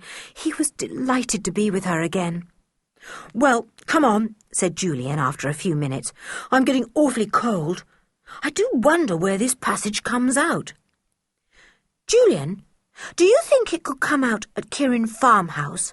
asked George suddenly. "You know what Mrs. Sanders said, that there was a secret passage leading from the farmhouse somewhere? Well, this may be the one, and it leads to Kirrin Cottage." "George, I believe you're right," said Julian. "Yes, the 2 houses belonged to your family years ago, and in the old days there were often secret passages joining houses, so it's quite plain this secret way joins them up together. Why didn't I think of that before?" "I say," squealed Anne in a high, excited voice. "I say, I've thought of something too." "What?" asked everyone. "Well, if those 2 artists have got Uncle's papers, we may be able to get them away before the men can send them off by post or take them away themselves," squeaked Anne, so thrilled with her idea that she could hardly get the words out quickly enough. "They're prisoners at the farmhouse because of the snow, just as we were at the cottage." "Anne, you're right," said Julian. "Clever girl," said Dick. "I say, if we could get those papers again, how wonderful it would be," said George. Timmy joined in the general excitement and jumped up and down in joy. Something had pleased the children, so he was pleased too. "Come on," said Julian, taking Anne's hand. "This is thrilling. If George is right, and this secret way comes out at Kirrin farmhouse somewhere, we'll somehow hunt through those men's rooms and find the papers." "You said that searching people's rooms was a shocking thing to do," said George. "Well, I didn't know then all I know now," said Julian. "We're doing this for your father, and maybe for our country too, if his secret formula is valuable. We've got to set our wits to work now to outwit dangerous enemies." "Do you really think they are dangerous?" asked Anne, rather afraid. "Yes, I should think so," said Julian. "But you needn't worry, Anne. You've got me and Dick and Tim to protect you." "I can protect her too," said George indignantly. You're fiercer than any boy I know, said Dick. Come on, said Julian impatiently. I'm longing to get to the end of this passage. They all went on again, Anne following behind Julian and Dick behind George. Timmy ran up and down the line, squeezing by them whenever he wanted to. He thought it was a very peculiar way to spend a morning. Julian stopped suddenly after they had gone a good way. What's up? Asked Dick from the back. Not another roof fall, I hope? No, but I think we've come to the end of the passage, said Julian, thrilled. The others crowded as close to him as they could. The passage certainly had come to an end. There was a rocky wall in front of them, and set firmly in it were iron staples intended for footholds. These went up the wall, and when Julian turned his torch upwards, the children saw there was a square opening in the roof of the passage. We have to climb up this rocky wall now, said Julian. Go through that dark hole there, keep on climbing, and goodness knows where we'll come out. I'll go first. You wait here, everyone, and I'll come back and tell you what I've seen. The boy put his torch between his teeth and then pulled himself up by the iron staples set in the wall. He set his feet on them and then climbed up through the square, dark hole, feeling for the staples as he went. He went up for a good way. It was almost like going up a chimney shaft, he thought. It was cold and smelt musty. Suddenly, he came to a ledge and he stepped onto it. He took his torch from his teeth and flashed it around him. There was a stone wall behind him, at the side of him, and stone above him. The black hole up which he had come yawned by his feet. Julian shone his torch in front of him, and a shock of surprise went through him. There was no stone wall in front of him, but a big wooden door made of black oak. A handle was set about waist high. Julian turned it with trembling fingers. What was he going to see? The door opened outwards over the ledge, and it was difficult to get round it without falling back into the hole. Julian managed to open it wide, squeezed round it without losing his footing, and stepped beyond it, expecting to find himself in a room. But his hand felt more wood in front of him. He shone his torch round and found that he was up against what looked like yet another door.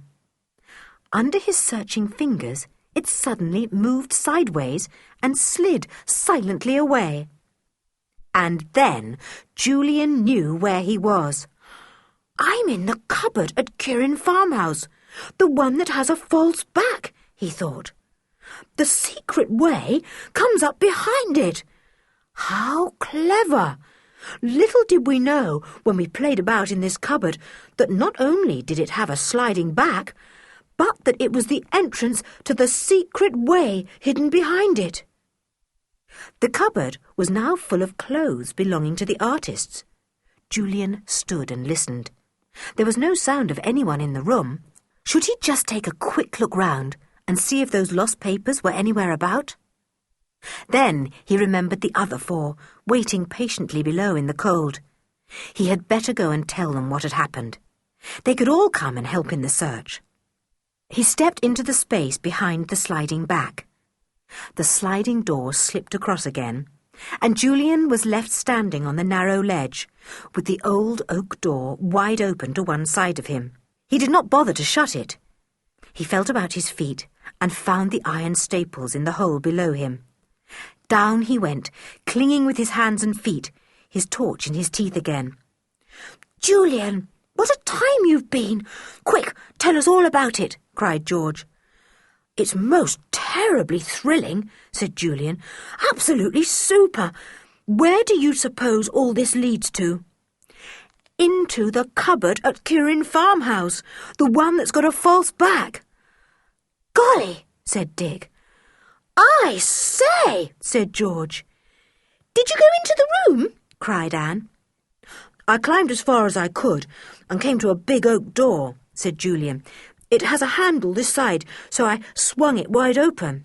Then I saw another wooden door in front of me. At least, I thought it was a door. I didn't know it was just the false back of that cupboard. It was quite easy to slide back, and I stepped through and found myself among a whole lot of clothes hanging in the cupboard. Then I hurried back to tell you. Julian, we can hunt for those papers now, said George eagerly. Was there anyone in the room? I couldn't hear anyone, said Julian. Now, what I propose is this. We'll all go up and have a hunt round those 2 rooms. The men have the room next to the cupboard one too. Oh, good, said Dick, thrilled at the thought of such an adventure. Let's go now. You go first, Ju, then Anne, then George, and then me. What about Tim? Asked George. Well, he can't climb, silly, said Julian. He's a simply marvellous dog, but he certainly can't climb, George. We'll have to leave him down here. He won't like that, said George. Well, we can't carry him up, said Dick. You won't mind staying here for a bit, will you, Tim, old fellow? Tim wagged his tail, but as he saw the 4 children mysteriously disappearing up the wall, he put his big tail down at once. What? Going without him? How could they? He jumped up at the wall and fell back. He jumped again and whined. George called down in a low voice, Be quiet, Tim, dear. We shan't be long. Tim stopped whining. He lay down at the bottom of the wall, his ears well cocked. This adventure was becoming more and more peculiar. Soon the children were on the narrow ledge. The old oak door was still wide open. Julian shone his torch, and the others saw the false back of the cupboard. Julian put his hands on it, and it slid silently sideways. Then the torch shone on coats and dressing gowns. The children stood quite still, listening. There was no sound from the room. I'll open the cupboard door and peep into the room, whispered Julian. Don't make a sound. The boy pushed between the clothes and felt for the outer cupboard door with his hand. He found it and pushed it slightly. It opened a little, and a shaft of daylight came into the cupboard. He peeped cautiously into the room. There was no one there at all. That was good. Come on, he whispered to the others. The room's empty. One by one, the children crept out of the clothes cupboard and into the room. There was a big bed there, a washstand, chest of drawers, small table and 2 chairs. Nothing else. It would be easy to search the whole room. Look, Julian, there's a door between the 2 rooms, said George suddenly.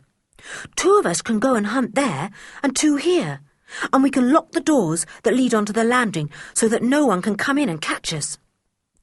Good idea, said Julian, who was afraid that at any moment someone might come in and catch them in their search. Anne and I will go into the next room, and you and Dick can search this one. Lock the door that opens onto the landing, Dick, and I'll lock the one in the other room. We'll leave the connecting door open so that we can whisper to one another. Quietly, the boy and girl slipped through the connecting door into the second room, which was very like the first. That was empty too. Julian went over to the door that led to the landing and turned the key in the lock. He heard Dick doing the same to the door in the other room. He heaved a big sigh. Now he felt safe. Anne, turn up the rugs and see if any papers are hidden there, he said. Then look under the chair cushions and strip the bed to see if anything is hidden under the mattress. Anne set to work, and Julian began to hunt too. He started on the chest of drawers, which he thought would be a very likely place to hide things in. The children's hands were shaking as they felt here and there for the lost papers. It was so terribly exciting. They wondered where the 2 men were. Down in the warm kitchen, perhaps. It was cold up here in the bedrooms, and they would not want to be away from the warmth.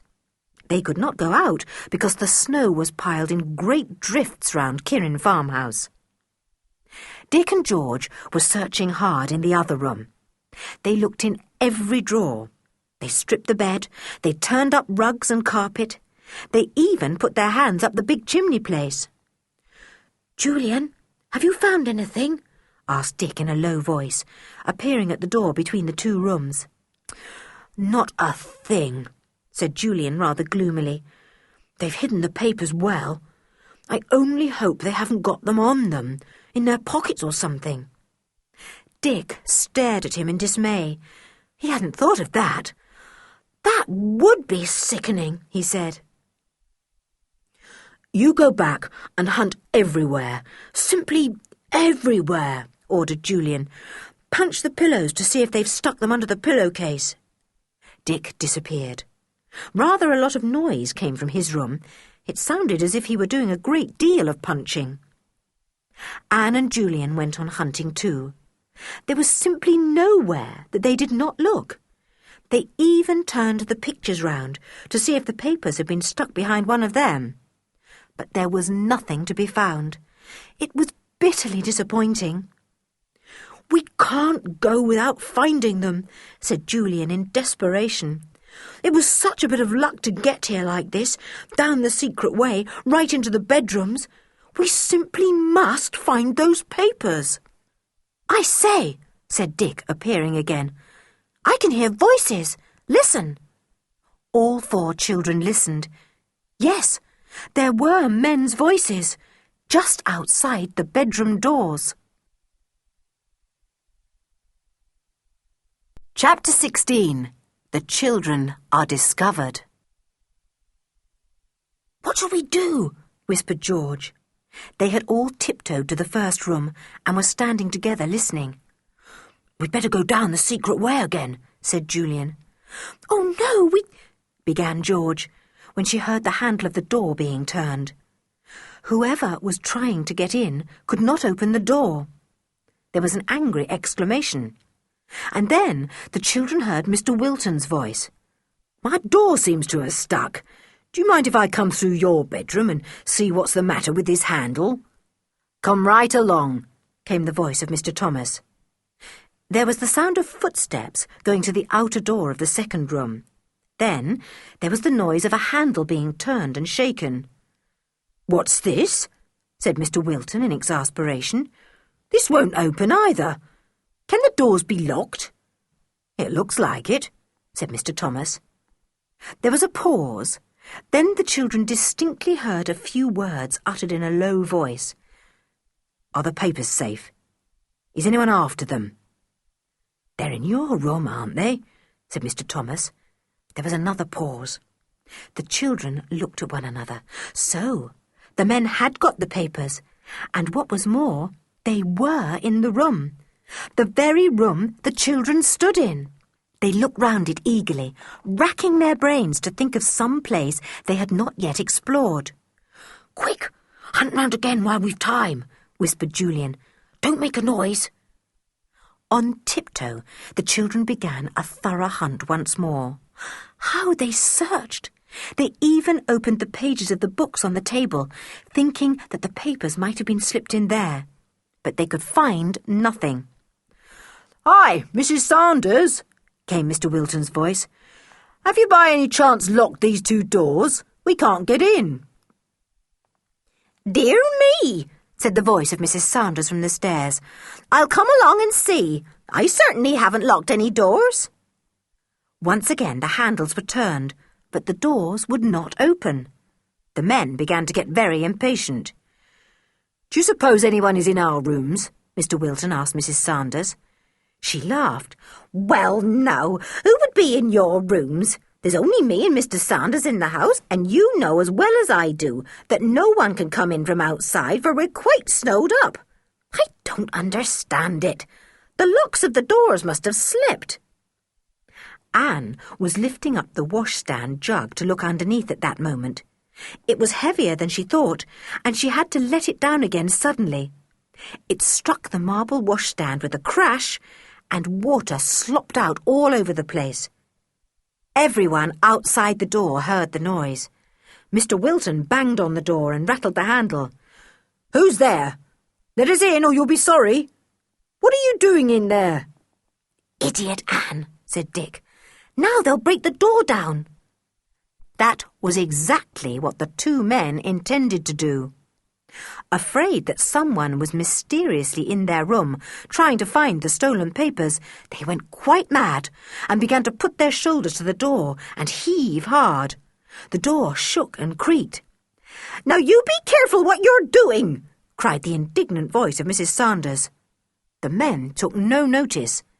There came a crash as they both tried out their double strength on the door.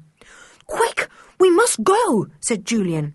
"We mustn't let the men know how we got here, or we shan't be able to come and hunt another time. Anne, George, Dick, get back to the cupboard quickly." The children raced for the clothes cupboard. "I'll go first and help you down," said Julian. He got out onto the narrow ledge and found the iron footholds with his feet. Down he went, torch held between his teeth as usual.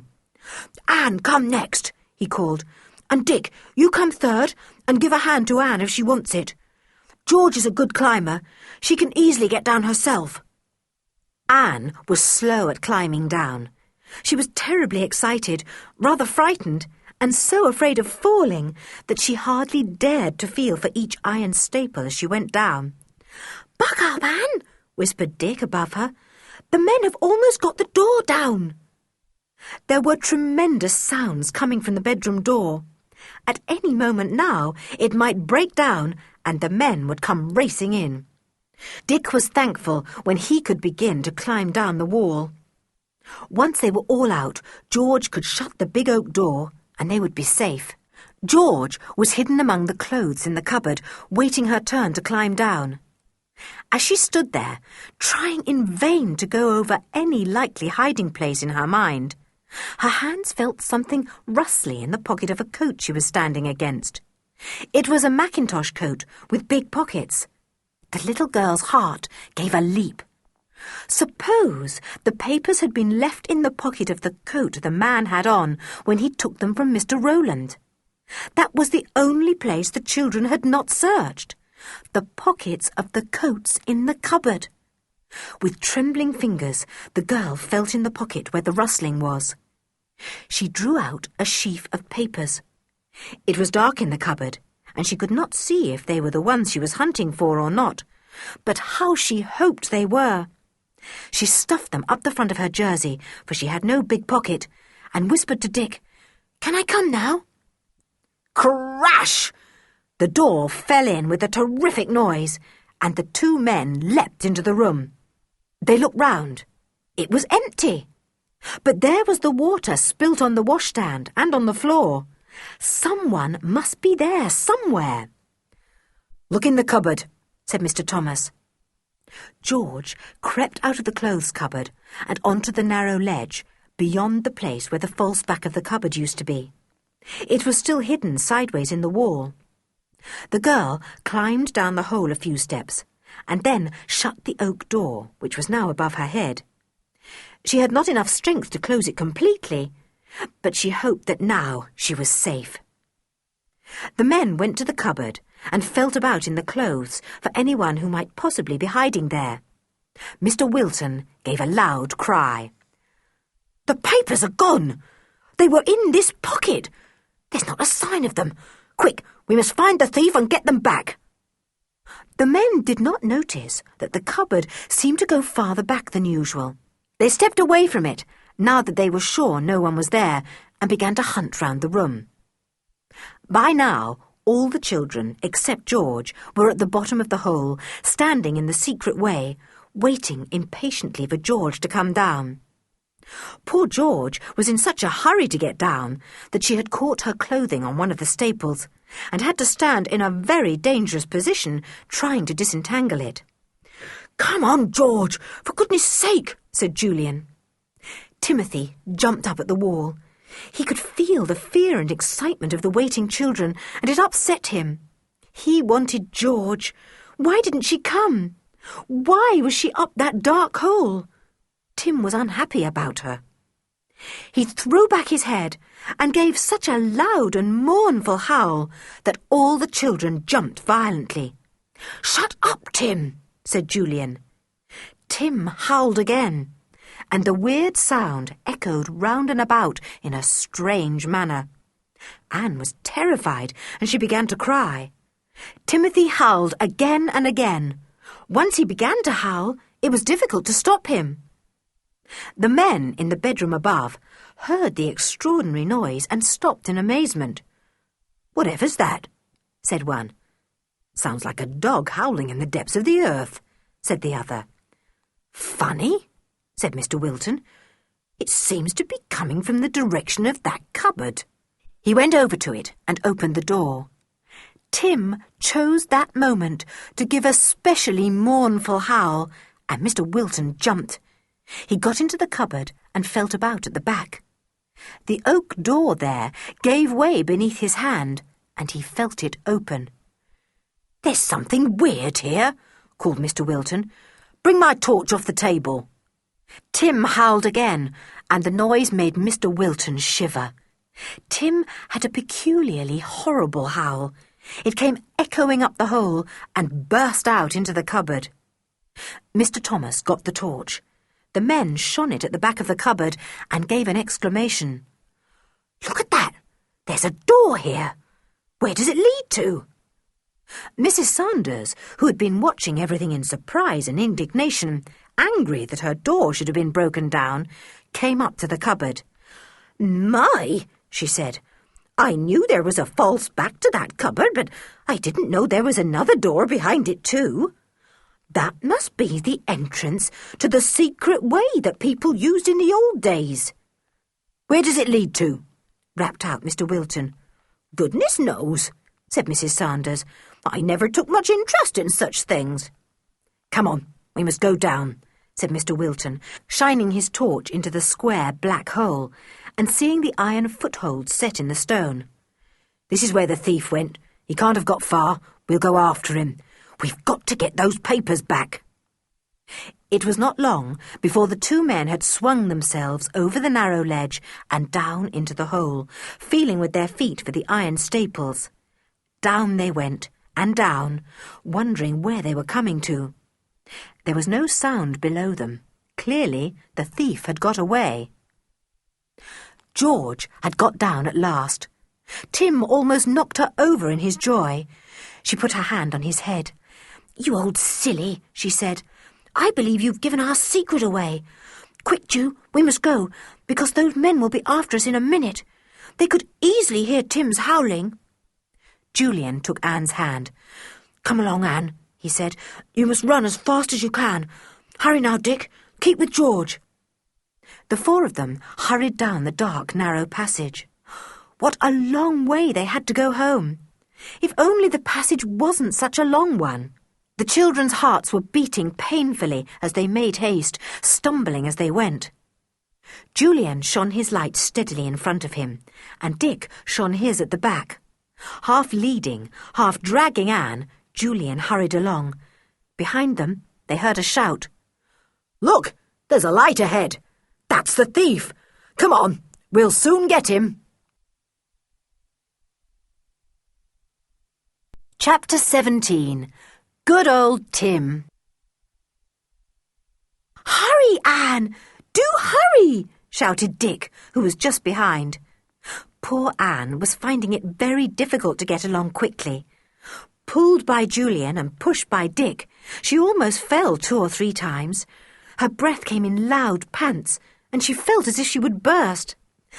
"Let me have a rest," she panted. But there was no time for that, with the 2 men hurrying after them. They came to the piece that was widened out, where the rocky bench was, and Anne looked longingly at it, but the boys hurried her on. Suddenly, the little girl caught her foot on a stone and fell heavily, almost dragging Julian down with her. She tried to get up and began to cry. "I've hurt my foot! I've twisted it! Oh, Julian, it hurts me to walk!" "Well, you've just got to come along, darling," said Julian, sorry for his little sister, but knowing that they would all be caught if he was not firm. "Hurry as much as you can." But now it was impossible for Anne to go fast. She cried with pain as her foot hurt her, and hobbled along so slowly that Dick almost fell over her. Dick cast a look behind him and saw the light of the men's torches coming nearer and nearer. Whatever were they to do? "I'll stay here with Tim and keep them off," said George suddenly. Here, take these papers, Dick. I believe they're the ones we want, but I'm not sure till we get a good light to see them. I found them in a pocket of one of the coats in the cupboard." "Golly," said Dick, surprised. He took the sheaf of papers and stuffed them up his jersey, just as George had stuffed them up hers.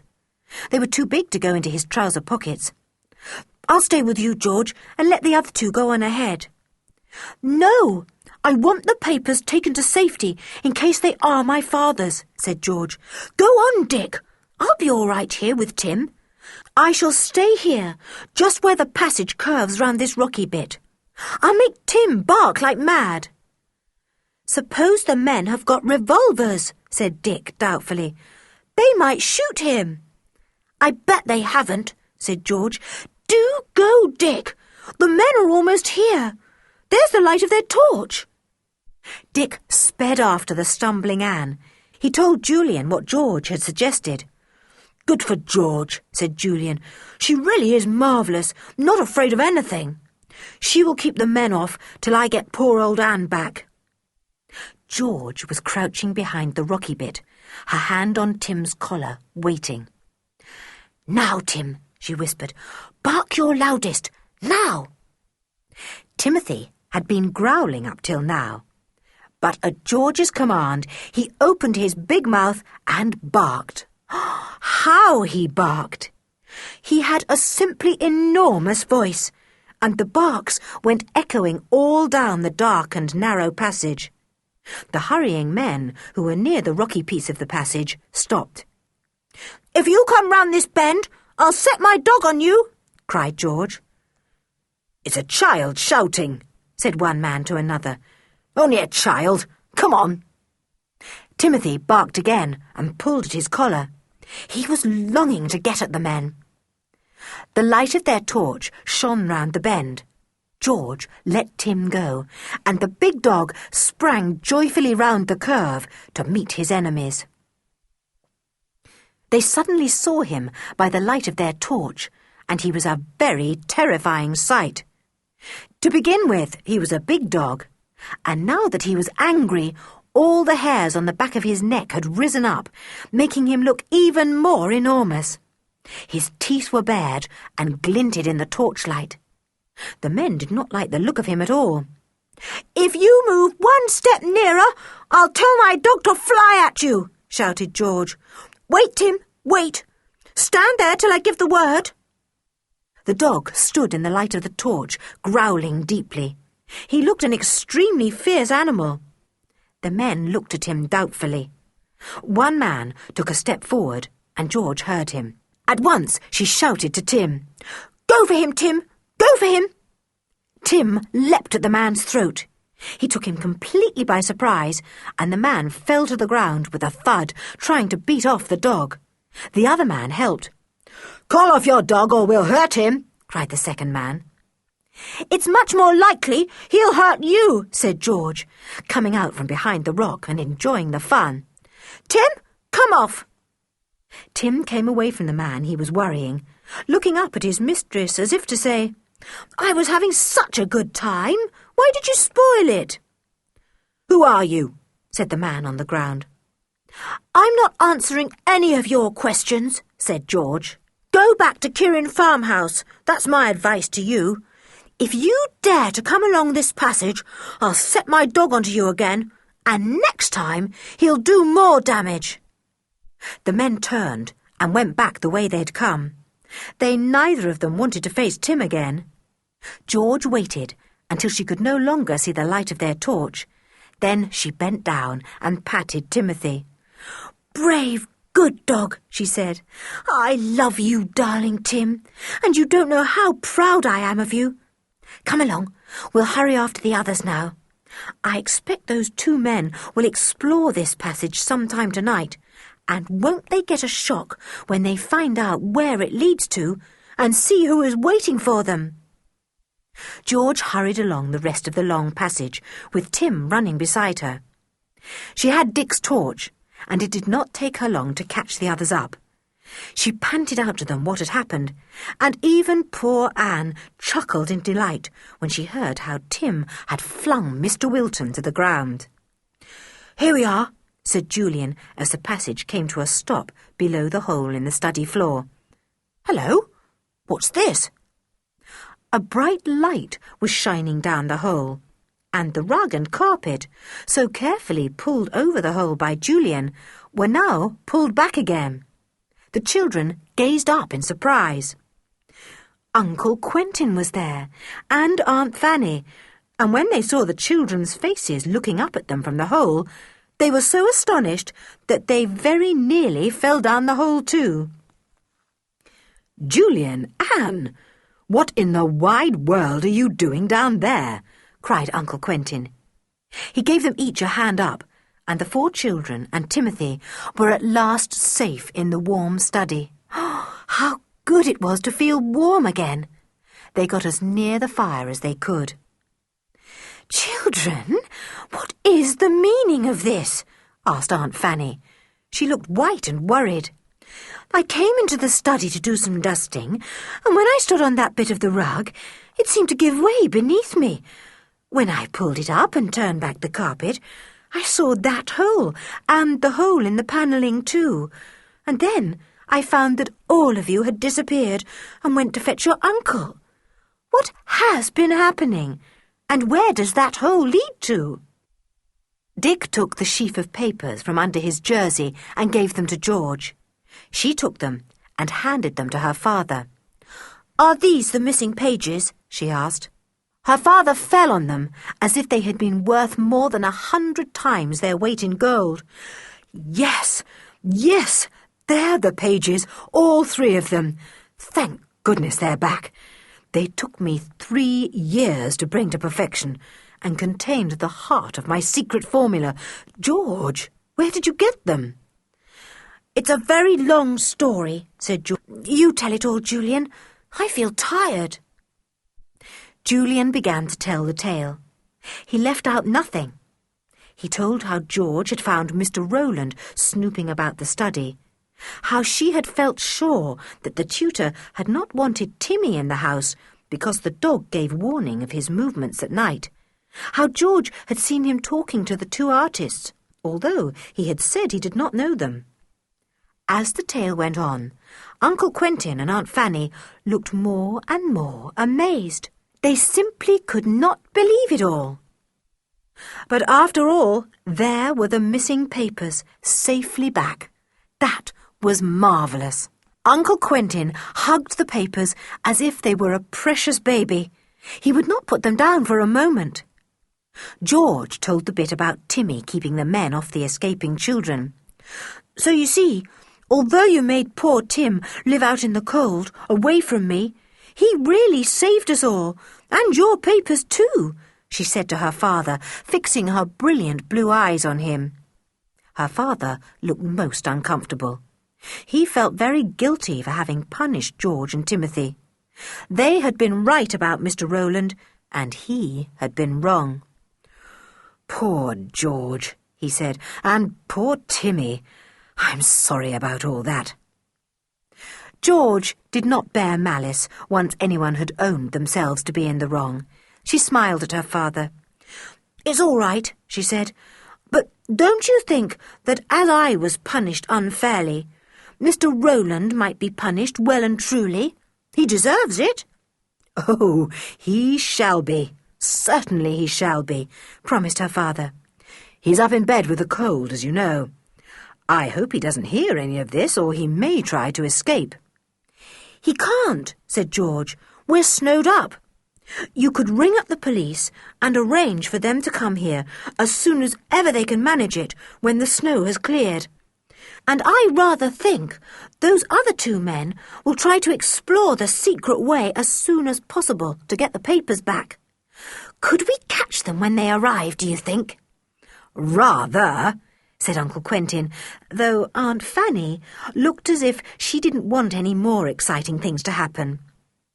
"Now, look here, you seem really frozen, all of you, and you must be hungry too, because it's almost lunchtime. Go into the dining room and sit by the fire, and Joanna shall bring us all a hot lunch. Then we'll talk about what to do." Nobody said a word to Mr. Rowland, of course. He lay in bed, coughing now and then. George had slipped up and locked his door. She wasn't going to have him wandering out and overhearing anything. They all enjoyed their hot lunch and became warm and cosy. It was nice to sit there together, talking over their adventure and planning what to do. "I will telephone to the police, of course," said Uncle Quentin, "and tonight we will put Timmy into the study to give the two artists a good welcome if they arrive." Mr. Rowland was most annoyed to find his door locked that afternoon when he took it into his head to dress and go downstairs. He banged on it indignantly. George grinned and went upstairs. She had told the other children how she had locked the door. "What's the matter, Mr. Rowland?" she asked in a polite voice.